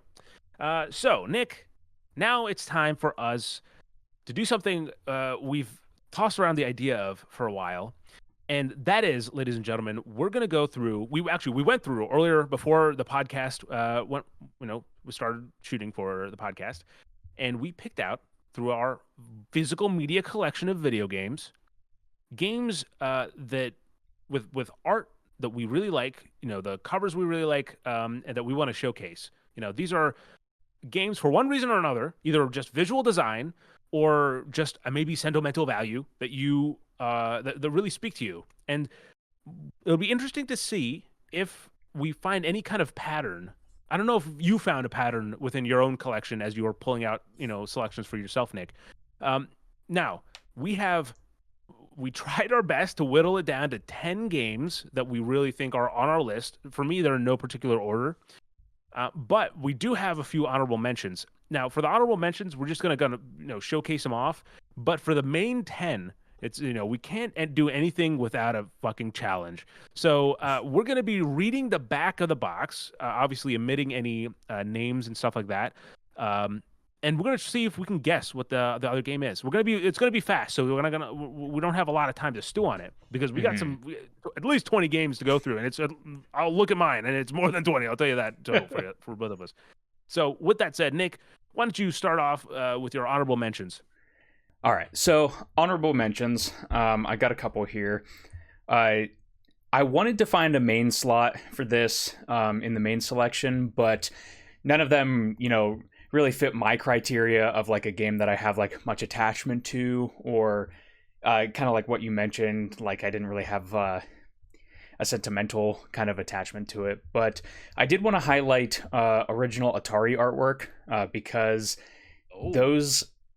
it's such a time capsule of how games were marketed back then.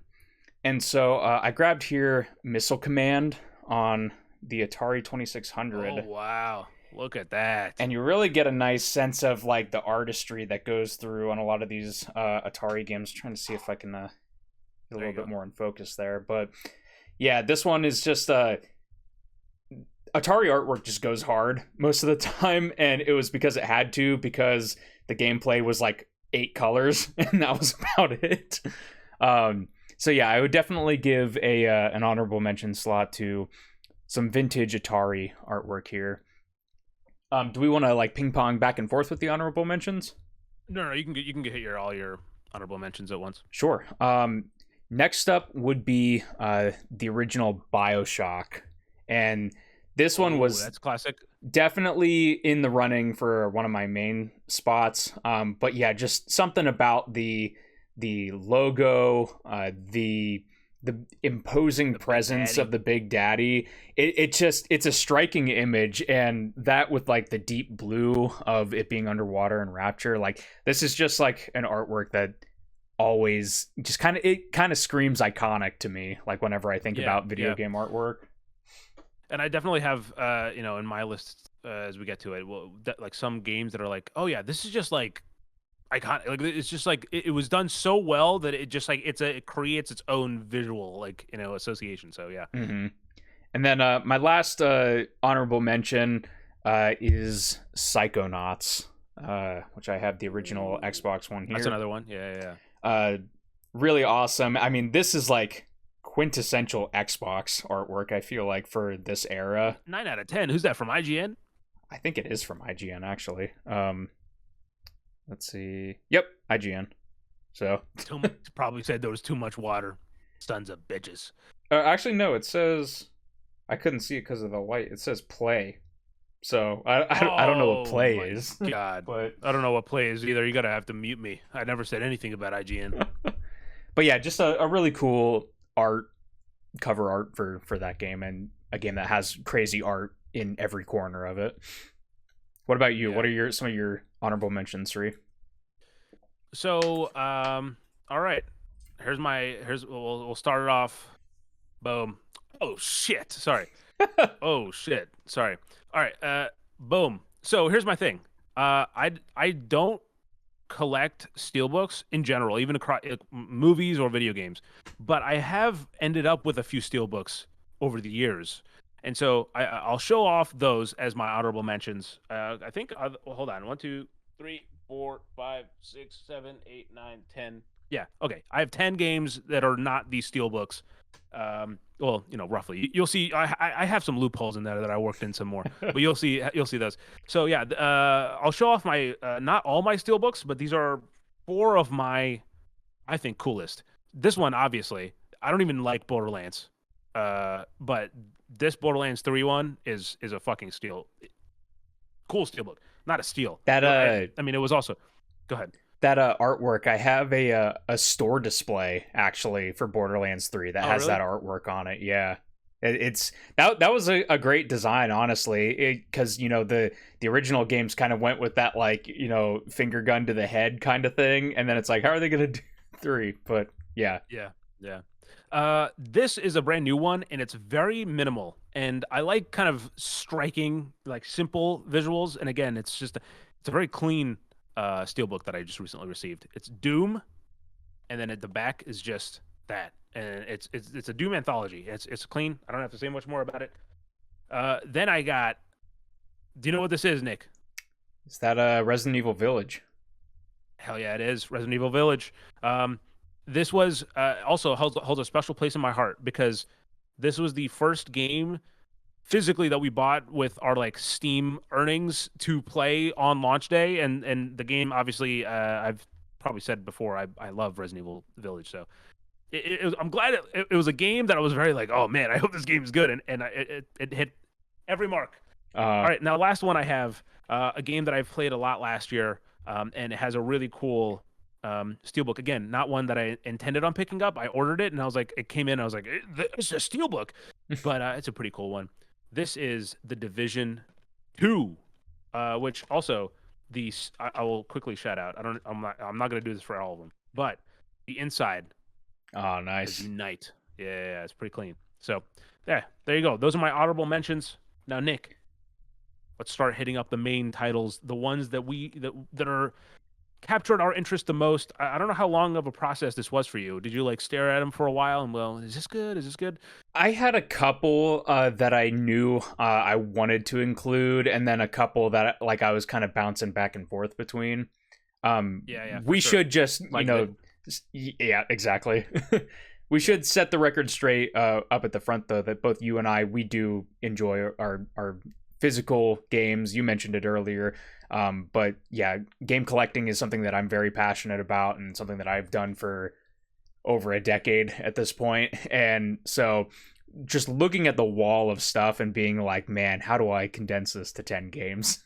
Like, that's going to be pretty crazy. I pulled out all the ones that I was like, okay, this is good, this has to be there. And then I looked down, I was like, yep, this is way more than 10. And then so I had to be like, okay, like, oh no, you don't look. I had to like put them down. I got to like 7 or 8 and I was like, oh man, already? I was just like, crap. Yeah, I had like 5 and I was still on the first console and I was like, oh, this is not good. So yeah, it was interesting. All right. Let's see. Your no particular order for you too, or you have 10, yeah, I don't really have like a super hardcore order, but I'll probably just pick and choose where I pull certain things out. Okay. So here's the back of the box for number 1 for me. You ready? Okay. Yes. Yep. Everyone is here. Every blank fighter returns, joined by all new challengers. Is it Tekken? No. Oh, no, wait. Mortal Kombat. Nah, those are small fries compared to this. What the Oh, Smash. It's Smash Brothers. Super Smash Brothers Smash. Ultimate. Yes. Okay. I should have said Super Smash. This one is one that I wanted to go with first, just because it's kind of a softball one, to be honest. Just throw a bunch of characters on the box and everything. But the art in this game specifically goes hard, and what a lot of these character renderings are from is from a really giant piece of artwork that has all of the fighters on it and that they kept adding to for the DLCs. And yeah, that artwork is just like insane and really kind of solidifies the scope and like kind of the grandeur that Smash Brothers has, specifically this game, something that, Brawl or Wii U or even Melee doesn't really hit the same high. Like, Smash Ultimate's just kind of like a one-of-a-kind game, honestly. And yeah, I definitely wanted to give it a little highlight here. And I think I would say it is the best Smash Brothers artwork for any of the games. Yeah, no, I agree. It's very clean artwork. I don't own it, but I should have guessed. All right. It is one of the best values, I would say, in gaming is Smash Brothers Ultimate. If you like Smash Brothers, I guess I should preface. Right. I'm curious as we get into this, if we'll have games that appear on both of our lists. That'd be a very interesting. I can think of 1 or 2 possibly. I can also think of 2, maybe 3 on my list that you could have. All right, so Nick, this is my first one. Answer the call, craft your survival, defend the legend. Answer your call, craft your survival, defend. There is legend. One more line, but I'm not going to read it because it is just entire. It gives it away. So this makes me give you think that too with the blanks. This makes me think it's some kind of like a survival game or something like that, which is really weird. But I don't know how many survival games you would have like physical versions of. Am I in the right ballpark or no? It's close. It's similar. Sure, there is food management and stuff like that that you have to account for. Craft the Legend. That's where I'm stuck on because that makes it seem like No, Defend the Legend. Oh, Defend the Legend. Craft your survival. Answer the call. I can give you the last sentence with blanks if it helps. Hit me up with that. The shadow of blank rises over the ashes of blank. Is it Shadow of Mordor? No. Nick, the game is The Legend of Zelda Breath of the Wild. Nice. It's the shadow of Calamity Ganon rises over the ashes of Hyrule. That makes sense. Okay, yeah. Absolutely love this cover art. I think it's also, I think, beautiful. First of all, just how easy it is to hold a Nintendo Switch case. But it's perfectly, I think, designed for the way to be a Switch case, like the way it's framed. It's a tall image. You see the whole world in the background, and how like the typography like matches with the little boulder that he's on. I mean, it is just it's a well crafted cover, and it just it really caught my eye. And there's also a whole subreddit that I just recently. This is the only Switch game, by the way, on my list. But I found a whole subreddit that was I think it's called like Nintendo Switch Spines, and it's entirely full of people who are just like, I don't like the way the Switch cases look. So they reprint all their Switch games so the spines have the artwork on it, not just a red bar. And I will say, I gotta show you some of them. Some of them look pretty cool, but just I don't know, too much work for me. But I have a fun anecdote about that Breath of the Wild there. Okay. Back when we were in college, I took an art history class, and we had a very flexible final project. It was like a final paper that we had to write on like a piece of artwork, essentially. And I wrote my paper on the Breath of the Wild cover art. And it's essentially a reimagining of a piece of concept art for the original Legend of Zelda, which is very intrinsically tied to the DNA of Breath of the Wild, because that game started as like a NES prototype of like the original game, but where they were testing the different, mechanics and everything. And I got 100 out of 100 on that paper. Wow. So wow, look at that. All these years, it's finally now it makes sense why you went to college. You get to brag about it. Kids go to school, so you can brag about it on your podcast. So how about this then for my next Go one? ahead. Become a Legend. The biggest blank adventure of all time. Another legend, man. Oh my god. Oh my god. The biggest blank. Is it Ocarina of Time? It is not Ocarina of Time, but it is another Legend of Zelda game. Oh. I went with Is it Twilight Princess? Twilight Princess on the GameCube. Okay.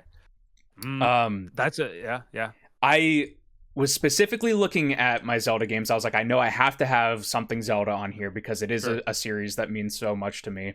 And I did pick up Tears of the Kingdom, and I was like, man, this artwork's pretty good too. But Twilight Princess is one that I just have like a real soft spot for. It's a very like pretty simple artwork, honestly. It's just a split image of Link and his wolf form underneath. But like the kind of more muted gold and cold gray that it uses is just like, it's so, I don't know, there's just something about it that's very nostalgic for me for this game specifically. Yeah. I remember seeing like images in Nintendo Power magazines for this game, and I was like, Zelda looks like this now? Like whenever I would, was just used to Ocarina of Time or whatever. And yeah, this game is still like one of my absolute favorites in the series. It has like, it goes through some weird like reevaluation cycles where people are like, it's just Ocarina of Time, but with like a shittier art style and stuff. And but like tonally, this is in line with like some of my absolute favorite Zelda stuff, where it's like you get the traditional kind of gameplay elements, you still get some like, kind of kid friendly, vibes in there, but like in this one they just kind of like made it a little bit more gritty, a little bit more dark, for like Zelda standards at least, A little bit and more spooky. yeah, and it's a style that I really wish that they would go back to. I don't think that they will. Nintendo's kind of like in a new kind of vibe for where they're taking the series, but this is the last thing I'll say about it. This is what I kind of feel like the DNA of From Software and the Souls games kind of picked up the baton where this was left off. I remember very specifically thinking when I played Dark Souls 1, and I was like, man, this is like just like it's very evocative of like, mature kind of Zelda. And Sure. yeah, I just can't get enough of Twilight Princess. I haven't played it in a while, but every time I play it, I'm like, man, this feels right when I play it. Yeah. I have a very easy one, and so I'll do my preamble first and say that some of these games, and I'll kind of maybe mention some of them are picked because of like, oh, I feel some sort of a nostalgia or emotional connection with them, and then others are like literally just design aesthetics. I really like, some of the design aesthetics speak to me, and obviously I do a lot of the design work. I've designed my own book covers and all that stuff.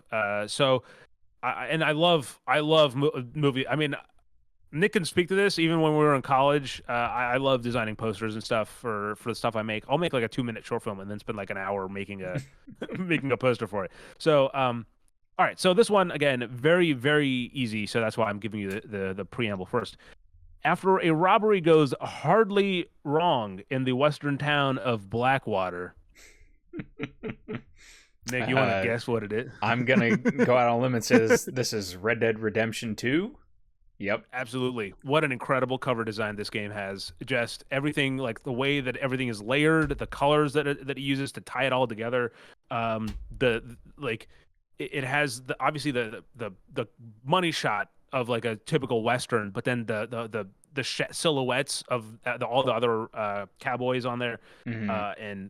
And even like, because you could have easily just had this be just black as like it's the ground, and then you have the title, but then the fact that they make it like the stars of the America, and it's just well designed, and also like the sunset in the background obviously evokes very Western vibes, but also the game's idea is it's America 1899, the end of the Wild West era has begun, so it's the sun setting on this lifestyle too, so it's just it's just incredibly well done artwork.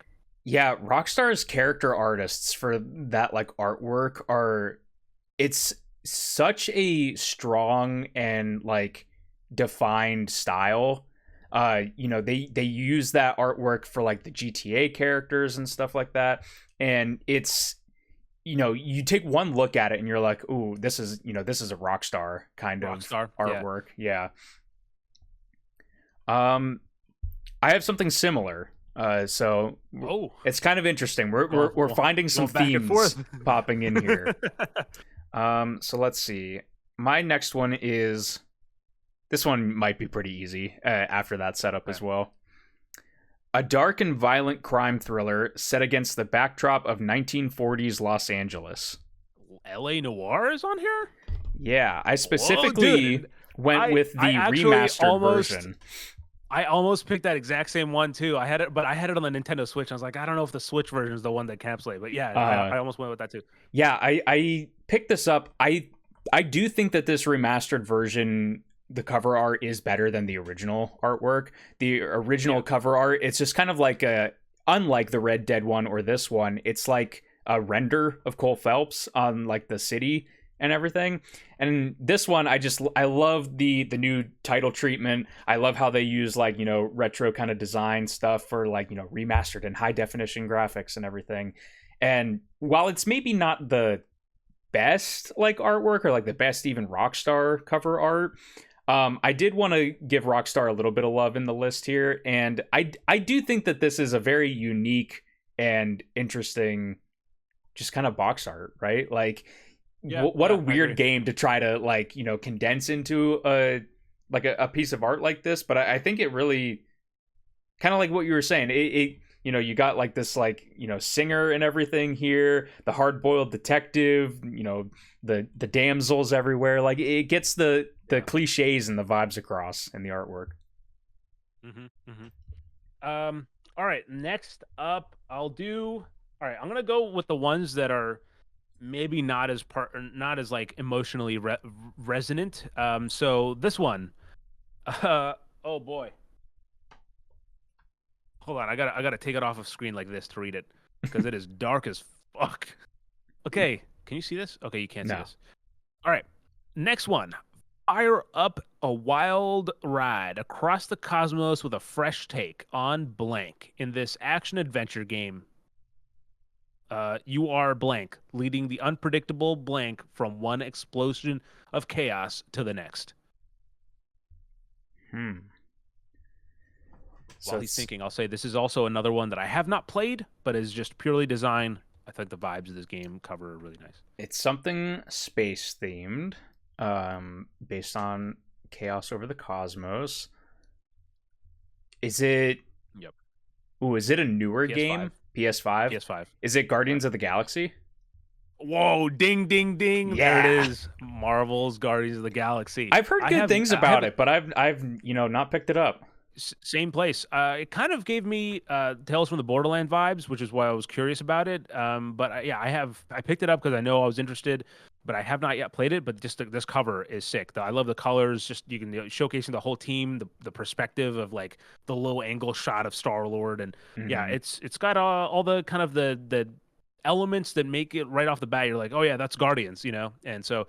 I'm curious to eventually get to that, and we'll see. I'll share my thoughts on the podcast someday, I'm sure. But pink, I feel, is a bit of a weird / risky color for games these days, because so often you get the apocalyptic wacky pink, and I feel like that's like what it's used for a lot. Why are you subtweeting at Rage 2 right now, man? Exactly, like something like a Rage 2 or Far Cry New Dawn, which you played recently, also kind of had that like pink apocalypse thing. But I think when used right, it's a very striking kind of color. I don't know, that was weird. But...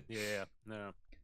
All right, up for you. How about, let's see, okay, I'll go striking in the opposite direction then. Oh, okay. I could read a little bit more of this, but I think I'll just read the top here. There's no help coming. This is also sci-fi. Alien Isolation. No, but heavily inspired by Alien. I'll give you that. Dead Space. Ding, ding, ding. The original Dead Space. That is great. I don't have that one, but I would 100% pick that one too. I went for the original over the remake because honestly, I think the remake is a little bit more generic. It just uses Isaac Clarke's I do have the remake body. Yeah. And like honestly, like the helmet, it's still iconic. Like there's a lot of cool iconography from Dead Space, but there's something about this original artwork of just a severed hand floating in space that it's kind of what I mentioned with BioShock. Like it's just iconic. It's very striking. I remember it took me a while, I guess just as a kid, like I would pick this up and I'm like, oh yeah, a hand or whatever, until to realize that it was just severed floating in space. And I was like, oh, that makes it like pretty crazy when you think about it. And Dead Space. This is one that like I enjoy Dead Space, and I've even refound that love by playing the remake. But it's not something that like I think say is in like my top 10 of all time or anything like that. Sure.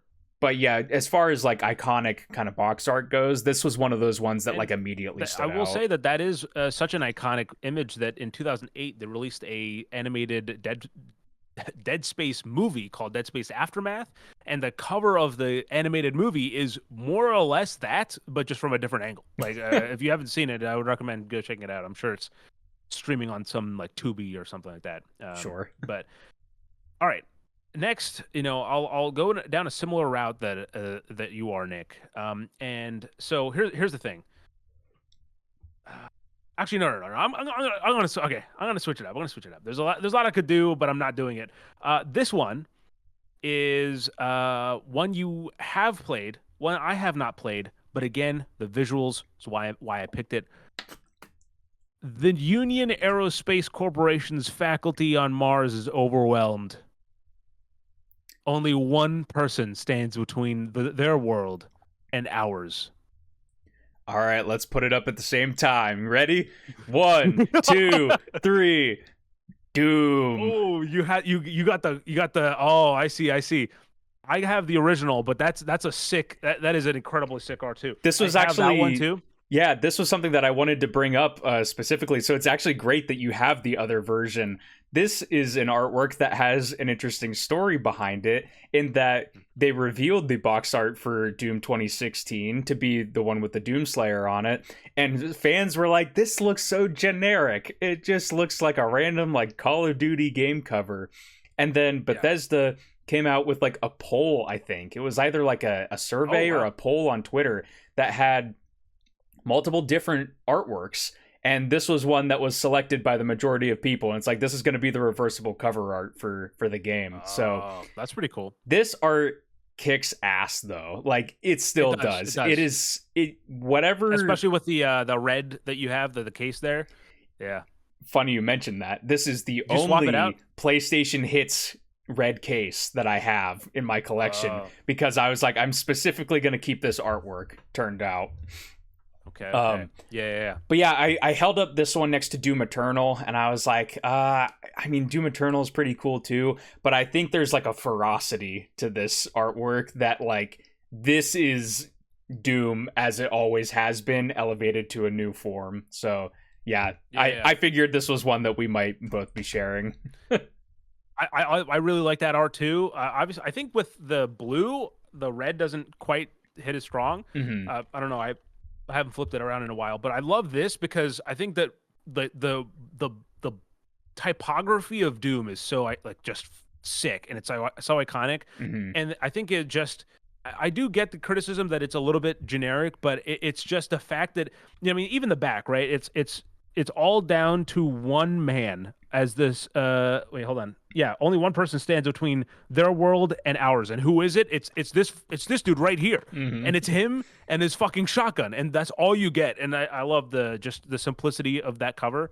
Mm-hmm. Yeah, it's fucking kick ass. I'm just waiting for someone to realize how, like, a movie adaptation of Doom where it's just kick ass. You know, you need to get like your just, I don't know, like fan service, whatever you want to call it. You know, you can have Jack Black voice the BFG or something, but just it has to happen. Mm-hmm. Yeah, and this even touches on a topic that I'm sure we probably weren't even really going to consider going into this, but the whole subworld of reversible cover art, and you know how many other ones have like alternate versions and stuff that you can put out. It gets crazy. 100%. Yeah. All right, so I'll pass it back to you. Let's see here. Back to you. Let's do similar color tone to mine. This one. Oh, okay. Okay, I'm gonna make it really easy for you, just so you know. Persona 5. No. Damn it. Welcome to Vegas. Enjoy your stay. Oh, Fallout New Vegas. Oh, damn. Yeah. That's a good one. You knew a Fallout was gonna show up with me here, but I was going back and forth because there is a lot of different Fallouts. Obviously, all have very similar kind of iconography. A lot of them use like power armor helmets and various configurations and backgrounds. But I went with New Vegas here. Sort of like the Dead Space one or the BioShock one. This NCR Ranger armor, I feel, is just so iconic for Fallout now that, like, you know, even Bethesda knows it, because it was a selling point for Fallout First was you could get this armor set in 76. So like, this is like kind of like a poster child outside of like the Vault Boy or like, you know, the regular kind of power armor for the games now.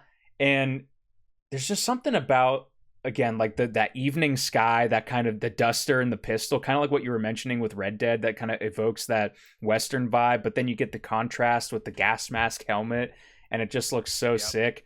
And there's another artwork for the Ultimate Edition, where it's the Veteran Ranger from behind, and you see the New Vegas skyline. Yes, yeah. And I considered doing that one, but as I was looking at them, I was like, I just think the original has a bit more of that like impact that is maybe lessened a little bit from the Ultimate Edition. But both are like incredible artworks, and we're getting freaking New Vegas in season 2, so all this shit's gonna be popping up on social media constantly whenever that comes out.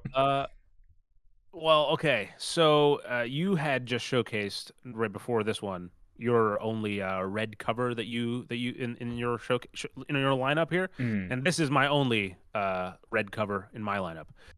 So from the creators of the award-winning Blank comes Blank, featuring one of the most realized game worlds ever created.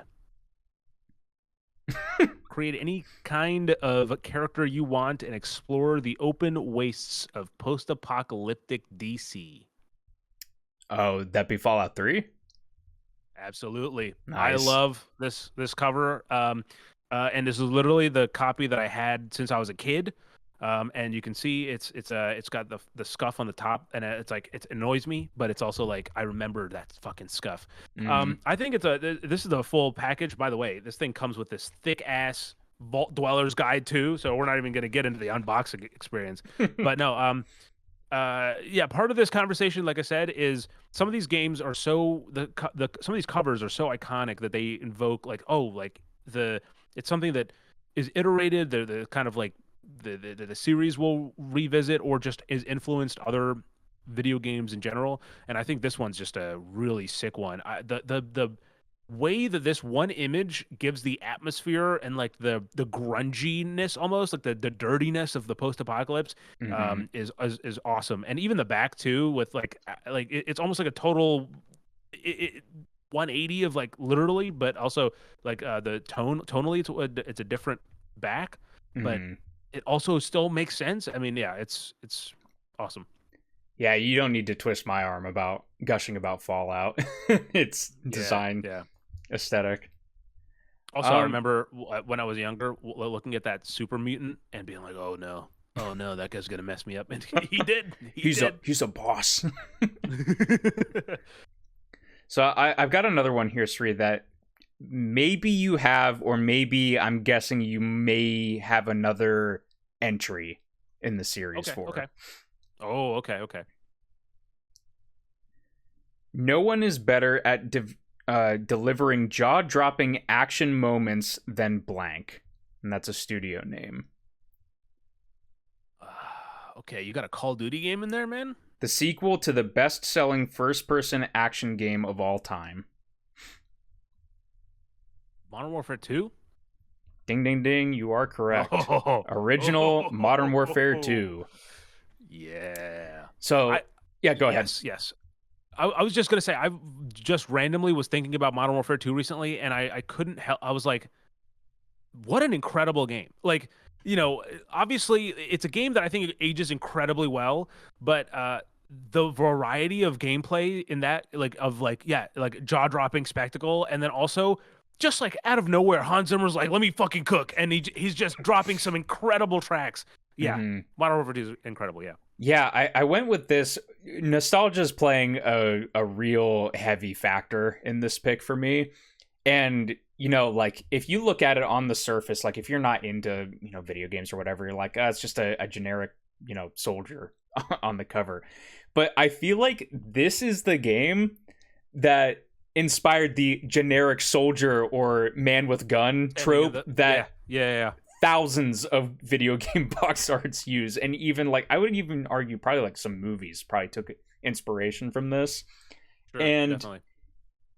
This is also just like, I mean, you mentioned it, like, this game is on like another level. Like this, when it comes to genre defining video games and things that like chart a new course for like the entire industry, like Modern Warfare 2, I think you could make a pretty significant argument for that being like, this is where like modern multiplayer games and everything, like this is like the branch point where all that stuff starts happening. And like, as far as Call of Duty games go, it's like probably one of the best ones, if not my favorite. Like it's got it all, man. It's one of the all-time greatest.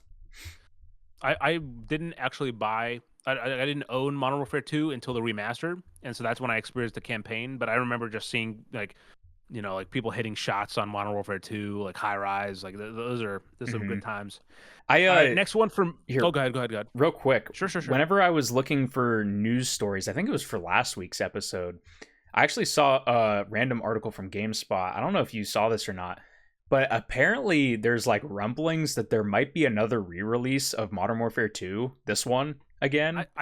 Yes, I saw that too, and I'm really curious about how that would play out. Is it like, because I think there was originally Modern Warfare 2 Remastered had multiplayer, but then they were like, oh no, we're also making a Modern Warfare 2 game that has multiplayer. So they cut that out and they just released the single player only. So I don't know if that's what they're talking about. So what the GameSpot article talked about was they mentioned the Modern Warfare 2 Remastered that just has the campaign. And then they also mentioned the fact that they went back and remastered all of the original multiplayer maps for Modern Warfare 3, the new one. Yes, and so it's like you have the multiplayer and the campaign. Like maybe this is like a re-release that is going to be the whole package together. And then also in the article it mentioned because I think it was like a ratings classification that went up for it, that and original Modern Warfare 3. So maybe they're remastering that one. I'm now waiting as for well. it. Like once Modern Warfare 3 Remastered comes out, I guarantee we'll be playing through Modern Warfare 1 Remastered, Modern Warfare 2 Remastered, and Modern Warfare 3 Remastered. But yeah, and I know 3 is not is not as beloved, but I still like I love 3. All right, Nick, this is a very simple box art that has one line and then also like 2 quotes. The best-selling franchise of all time on PS3 returns. The quote, breathless and amazing, from Yahoo, and GamePro says ludicrously deep multiplayer experience. Best-selling game on PS3 specifically? Is that what? The best-selling franchise of all time on PS3 returns. It's a weirdly worded sentence, I will admit. I don't know if it's necessarily the most accurate, but... With multiplayer being a heavy focus, would you say? Or is that the box saying that? The GamePro. GamePro wrote about it and said, quote, ludicrously deep multiplayer experience. And then Yahoo said breathless and amazing. I don't know if it's super deep multiplayer, but my mind went to like Uncharted first. But I'll give you a hint. It's not a console exclusive. Not a console exclusive. Okay. Yeah, it sounds like it, but it's not. That's why I was... Okay, if I just did Modern Warfare 2 and my hunch was right and you do have another one in this series, I'm going to guess it's Call of Duty Black Ops. There it is. Yeah. Absolutely iconic. Just the shadowed guy with 2 guns is just it set the vibe for Black Ops. And also I'll share a quick anecdote about this one. When I went to get my very first PlayStation 3 to play this game that I didn't buy immediately, I went to Walmart, and the only copy of the PlayStation 3 they had was a bundle that comes with Call of Duty Black Ops. Hence, it says not for resale because it's not meant to be sold individually. And so this is for the first like month, 2 months, 3 months, no, longer than that. I only had this one game, so I played through the campaign of this like multiple times. I played the multiplayer on PS3. The multiplayer was free; like there was no subscription or anything. And so I played the fuck out of this game. And absolutely incredible. I think that even the future games, Black Ops 2 very much so was like, hey, it's the same thing but with future guns. And then some of the Black Ops 4 kind of diverges from that, but then I think Black Ops 6 went back to it. So it's so iconic that they keep reiterating and coming back to it, even if they kind of diverted at times. But yeah, absolutely. I love Black Ops. When picking Modern Warfare 2, I was like, if Sri does do a Call of Duty and it isn't Modern Warfare 2, it's going to be Black Ops 1. So, yeah. Also, fun fact, if I'm not mistaken, that was right after Modern Warfare 2, right? Yeah, crazy, back to back.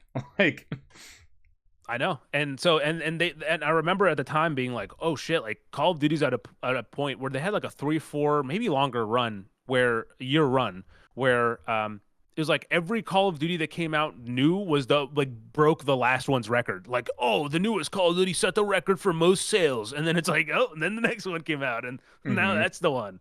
Yeah. That was that era. So this one will also kind of continue with a sort of through line. Maybe a bit different though. Fight more of the greatest blank battles any way you want. What the hell? And this is a little bit of an older game, but it's a game that's gotten a pseudo reboot / remake. Repeat that for me? Fight more of the greatest blank battles any way you want. I guess I could say blank battles. It's a 2-word title. Turn-based. Nah. Real time. This is arguably the biggest, one of the biggest media franchises outside of Pokemon. And we mentioned a new game to this property earlier in the episode. From your side or my side? From the news section. Oh. Is this Star Wars? Force Unleashed. Close. This is Star Wars Battlefront 2, Battlefront the original. This is another nostalgia pick for me. This is one of like a couple of these games that I've shown today that I just sunk. They didn't track it, but it has to have been at least 100 hours as a kid. Right. Just going into heroes versus villains mode, playing through the campaign multiple times, like you mentioned with like Call of Duty. Like this game actually has like a cool story where you're like playing from the perspective of like the clones going through the rise of the Empire and like the shift that happens there. And just this game is unmatched as far as like classic Star Wars games go. I think like it is. Everybody has like their camp that they go to with classic Star Wars, but Battlefront 2 is just so much fun, and it's like the perfect like time capsule of game design where it was like just put it in because it's fun, not because it's gonna make us millions of dollars. It's just like, yeah, of course Jabba's palace has a Sarlacc pit that you can go down into and like stuff like that. Like, Yeah. It's such a fun game, and a real shame that classic collection got kind of a botched launch, because if it were good, I'd probably be sitting here playing it still currently. Yeah, you'd still be on there. Man, I feel like we're going through a lot of these, but also slowly. I'm like, my pile feels like it hasn't shrunk at all. So I'll be a little bit faster in how I talk about them. And I'm picking this one, especially like the next two I'll do, or probably don't have as much. 3 probably don't have as much to say about it. But all right, Nick, get ready for the mind-blowing insanity as one of 4 trigger-happy mercenaries taking out everything that stands in your way. I'll quickly add this interlude that this is another one where I don't have an emotional connection to it, but it's just the design is just I love the design. It's very strong. Trigger I'll give you a happy hint if mercenaries makes me think Borderlands 2, but I don't know if you would play another Borderlands after showing Borderlands 3 earlier. Interesting that you go to Borderlands 2. Is it Borderlands 1? Yep, it is. Nice. I love the visual of just the guy blowing his brains out, but with like it gives you this the tease of the madness that they're talking about, and also like just it's one character that just really ties that whole thing together. And the just visually the red on yellow, or the yellow on red, I should say. Mm-hmm. It looks really awesome. So I'm not a Borderlands guy, but just as a designer, that is, and it's such a cool design too, because in Borderlands 2 they do the double where it's like blows off on both sides, and then like you were saying, the third one they kind of like whatever, grenades.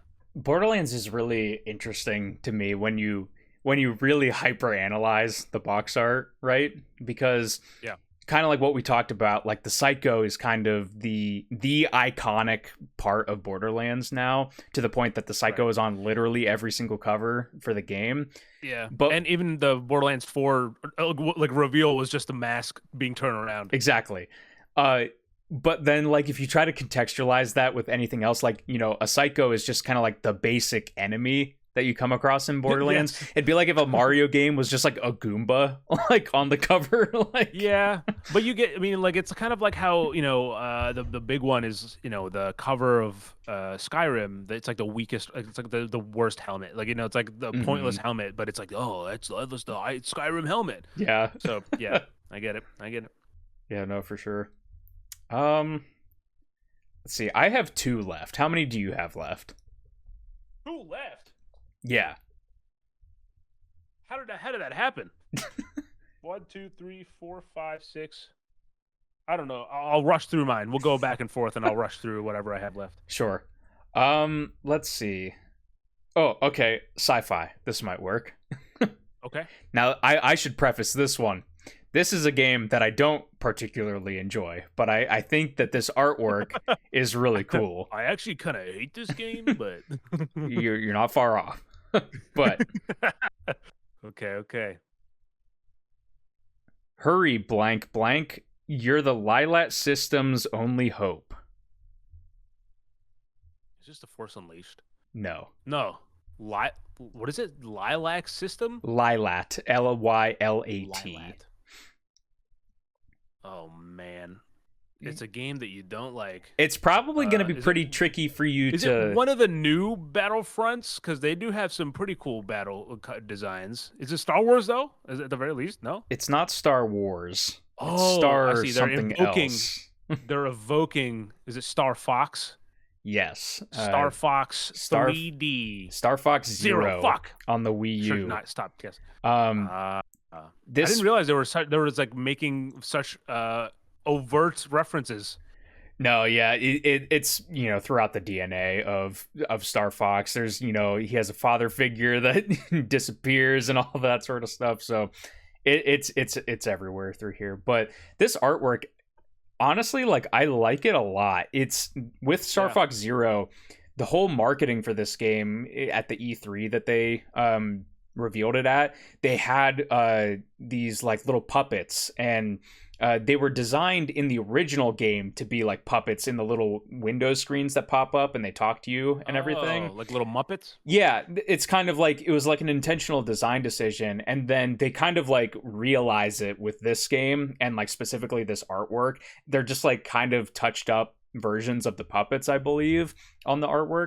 But I just thought that this was like a really cool kind of yeah, no, it's very old sci-fi, like, you know, movie sci-fi. Yeah. And this is a Wii U game that actually has big like a big box and everything. There's a Star Fox Guard in here, which I'll actually pull out real quick, because in stark contrast to how cool that artwork looks, this looks like dog shit to me. Like, it just looks like Slippy on like a camera rig for a news station or something. Yeah. But yeah, this game, it's, you know, if it had traditional controls, it would be a lot better. But basically, how it works, if you're not familiar, Sri, is that your aiming reticle is on the Wii U gamepad, and your third-person flight is on the TV. Wow. So you constantly have to be like moving the screen up in front of you and blocking the stuff that you want to be watching to be able to actually shoot things. So it's it would be a better game if it had good controls. Let's just say that. Okay. All right. I may or may not have left some honorable mentions out there, but it's all right. We'll hit them at the end. This is one of the ones where I'm doing a little bit of cheating, Nick, by I'm bundling 2 games into one category. Okay. And so, okay, this is the back. Actually, I don't know which one I should read. Okay, I'll go with this one. There is no defense. There is no cure. Each of our casualties just increases their numbers. Russia went dark over a year ago. Europe fell weeks later. The blank will reach the other continents within days. It is July 11th, 1951. Amidst the ruins of England, U.S. and British forces take a final stand. Okay. I can read the other one too if you want. But I'm gonna go out on a limb and guess that it's Resistance. yeah, absolutely, it is. It is. And this one is. So I have two. I'll show you the other one too. This one is. It's a visual that has been stuck in my head for a long time because just the idea of like it's a traditional war photo of like like muted colors. You see the skeleton. You can see in the background there's like the other helmets kind of being hung up, but then having it be a non-human head in there, like especially the chimera with the way it looks, is awesome. And then right, so like a key part of this is the skeleton, the skull here, right? I'd say the other cover. Shout out to Resistance 2. I love it, but the other one that I love, one of my all-time favorite covers, is Resistance 3. Because they bring back the skull, but I love that they have New York as the teeth here. Oh, whoa! Because, I never even realized that. That's crazy. Yeah, because the destination that they're going to in Resistance 3 is New York, and so you're going into the jaws of the beast, and in a very literal way. And this cover is incredible, and it does also have a slip cover that is also like it just adds a little bit more. But yeah. Resistance 3, all-time favorite covers for me. You just blew my mind. I thought it was always just the skull. I never even realized that. Man, I have to get to those games soon. I feel like I'm gonna really like them when I play them. I would, yeah. I'm very much so looking forward to whenever you cross paths with Resistance because they're just so good. Especially like there might be some rough patches, but once you get to the 2 and 3, it's just like the storytelling that Insomniac is working with on a genre like this is awesome. All right, Nick, back to your court. You have one left? No, two left or one left? I have one left, and okay. This it's weird how we found a through line through all of this. Like there's very interesting pairings here. My hint will be that this is also like an imposed image on something. Okay. You own the blank. This time it's your journey. Break the rules, beat the odds, become a star.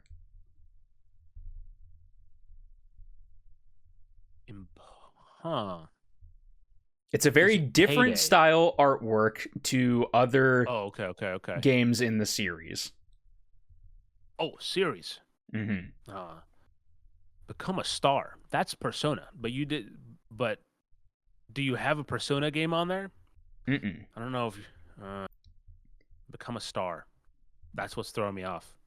It is kind of a funny throw off because a lot of the other games in the series don't involve this. Oh, okay. Oh, fuck. Okay. Wait, they don't have stars? Not in the way that this game implies. Okay. This game... Mario Sunshine. This is a game that has a new entry coming out this year that I'm very, very, very excited for. What the fuck? Not my head's in Nintendo. I can't get it out. It's like the Donkey Kong. Tony Hawk's Underground. Become a star. Oh, because in the game's story mode, you're trying to become a pro skater, and I see. Okay, yeah, okay. You got the little imposed like that's spray cool. paint skateboarder on here, and yeah, this is where like Tony Hawk Orange kind of comes into the fold too. It's like weirdly like a lot of the games use that. Even 3 and 4 is having the orange color back. So yeah, this is one of my all-time favorite games. Some elements of it haven't aged the best as far as its storytelling and representation goes. So maybe a future remake can address some of those things. But as far as, this game goes, like this is the first main Tony Hawk game I ever played. And it's such a unique game. And it also has like some of the most robust gameplay mechanics of all of them. And yeah, I just, I pulled it out of my shelf and I was like, you know what? Even the cover art is pretty unique compared to all the other games. So definitely wanted to give a shout out to Underground here. Yeah. And not to overanalyze it, I haven't really seen that art, but I do appreciate that it's, it has both the graffiti style, which is kind of more underground skateboard scene or whatever, but then it's like the skater is like blank because it's kind of like, hey, you're that star. You got to fill in that space yourself, type of thing. And I Yeah, think for that sure. adds a interesting double meaning there. All right, I have somehow. Well, so I technically I should have one more, but I have four more. So I'll have one, and then we'll just run through them at this point. All right. I'm sorry, Nick. I didn't mean to betray you like this No, it's by fine. setting a limit that I apparently didn't adhere to. All right, I'll go through them quickly. What's mine? Oh, sorry. What's yours is mine. Garrett. Yeah, Garrett steps from the shadows into the city, a treacherous place ruined by a tyrannical baron and his brutal watch. This has to be Thief, I'm guessing. You are correct. I love this cover art simply because he's grabbing the title, and that's a cool design. That's a cool design. That's all that Thief's gonna get. All right, next one. Fear Comes Home. Ooh, this is Resident Evil 7. You are correct. Resident Evil 7, again, just an incredible design. I thought of doing this simple. one too. Yeah. It's so simple, of just like the girl standing in front of the decrepit house. And I also think that the 7 being in the title is just like oh man. Like I apparently found out that the Oblivion menu screen actually starts with a IV, and then as it zooms out, Oblivion comes in, which is also a cool thing. But yeah, absolutely just awesome cover, and I wouldn't be surprised if it was like the movie cover for when the new one comes out. I honestly think that's one of the best ones of the modern Resident Evils, because like Village, the non-Steelbook one, isn't it just like a werewolf on it? It's Chris. It's half Chris Redfield, Yeah. and then half the wolf. Yeah. Yep. Because people kept saying it looked like Shadow the Hedgehog or whatever, Sonic whatever that Sonic game was. Unleashed. Yeah. Yeah, no, I think you're right. All right. I have two more, and I'll make them quick. This one I have not finished, but it's only because it's too scary for me. Underpowered and underprepared, you must salvage resources, improvise solutions, and use your wits, not just to succeed in your mission, but to simply stay alive. Too scary for me. Underpowered and I feel like I know that opening line. Do. Is it Dead Space Remake or is it a different one? No. Okay. I wasn't as blown away with that, but with that. Underpowered and under. You're saying it's spooky, so it's going to be a horror game. Yeah, it's an older one, but I'm hoping for a sequel any day now. An older one. Is it? Not old. It's like last decade, not like a decade and a half ago. Is it like PS3 era or PS4 era? Yep. PS3 era. Oh man, I'm like blanking on it. Like I feel like I know that phrasing, but this quote. Let's see. Entertainment Weekly said it's the scariest thing at E3 this year, and it had over 40 E3 2014 awards and nominations. 2014. Is this Alien Isolation? Dang right it is. Absolutely incredible cover. Very simple, very kind of very alien, and I love love the detail that you can see the xenomorph in the reflection there. Yeah, it's just it's one of those things that's like it's not a lot. The frame is actually mostly empty, right? Like you're only working with that much art, but it says so much in that short frame. And the good use of green, like the original Alien, because it was so tied to that first movie, like as far as aesthetic goes. Yeah. This one is my last one. I think. Yep, this is my last one. So, Nick, master the art of the kill. I have dedicated my life to the study of the deadly arts. I can blend in with any crowd, strike from any direction, and eliminate anyone with a single thrust of my blade. My name is blank, and my actions will be remembered for ages to come. This sounds like Assassin's Creed. Hell yeah, it is. Nice, the first original, one. The first one. I do also love Assassin's Creed 2. The cover for Assassin's Creed 2 is awesome, but just... and I also had quite a gambit of Assassin's Creed games to pick from as I was looking through across like 4 generations of consoles at this point, or 4 different consoles. But the old one is just I think it's a blend, right? So first of all, the back also looks really cool, but that introduction specifically of the back, right? Like I have dedicated my let me give you the full impact of what it's saying. I've dedicated my life to the study of the deadly arts. I can blend in with any crowd, strike from any direction, and eliminate anyone with a single thrust of my blade. My name is Altair, and my actions will be remembered for ages to come. That paired with the fact that it's almost like a shot of just a crowd. Like, the fact that, again, some of the stuff is so intentional and I love digging into it, but like the fact that there's motion blur here means that this is like an active crowd. It's almost like when you're like taking a photo and you just like click and then you're like, oh, that's in focus. And you just see the assassin there. It's just, beautiful. Almost and, like very, I again, like looking too far into it or whatever, but like almost kind of ties in the like historical and modern day stuff, because it's almost like a photograph like picture of a crowd. Yeah. Crazy. Yeah. So there it is. That was our hefty look at some of our favorite game covers. And Nick, I think we had some interesting observations there. We definitely had some overlap, that we were able to kind of toss back and forth at. But overall, I mean, a great design. I mean, it should be some of these cases, I think, or covers should be studied for just kind of their general aesthetic and exception. You can and definitely there's a lot of meaning. You can definitely tell what era you and I both kind of hit our gaming taste in. 100%. Yeah, I looked through and I was going through the PS3 and I was like, I'm grabbing too many PS3 games. I had to put them back, and then, yeah, 100%. But hey, I did grab the Golem as a joke, and I was gonna. There's another game that I was gonna pick up as like another like a reference, just like to kind of briefly flash it. But that was like, it's called like Grinch Steals Christmas or something. And I was like, I don't know if I should. I know I don't that wanna game. bring that Yeah. up. I mean, honestly, the Gollum artwork, kind of good. Not bad. Not bad. Yeah, no. If only like.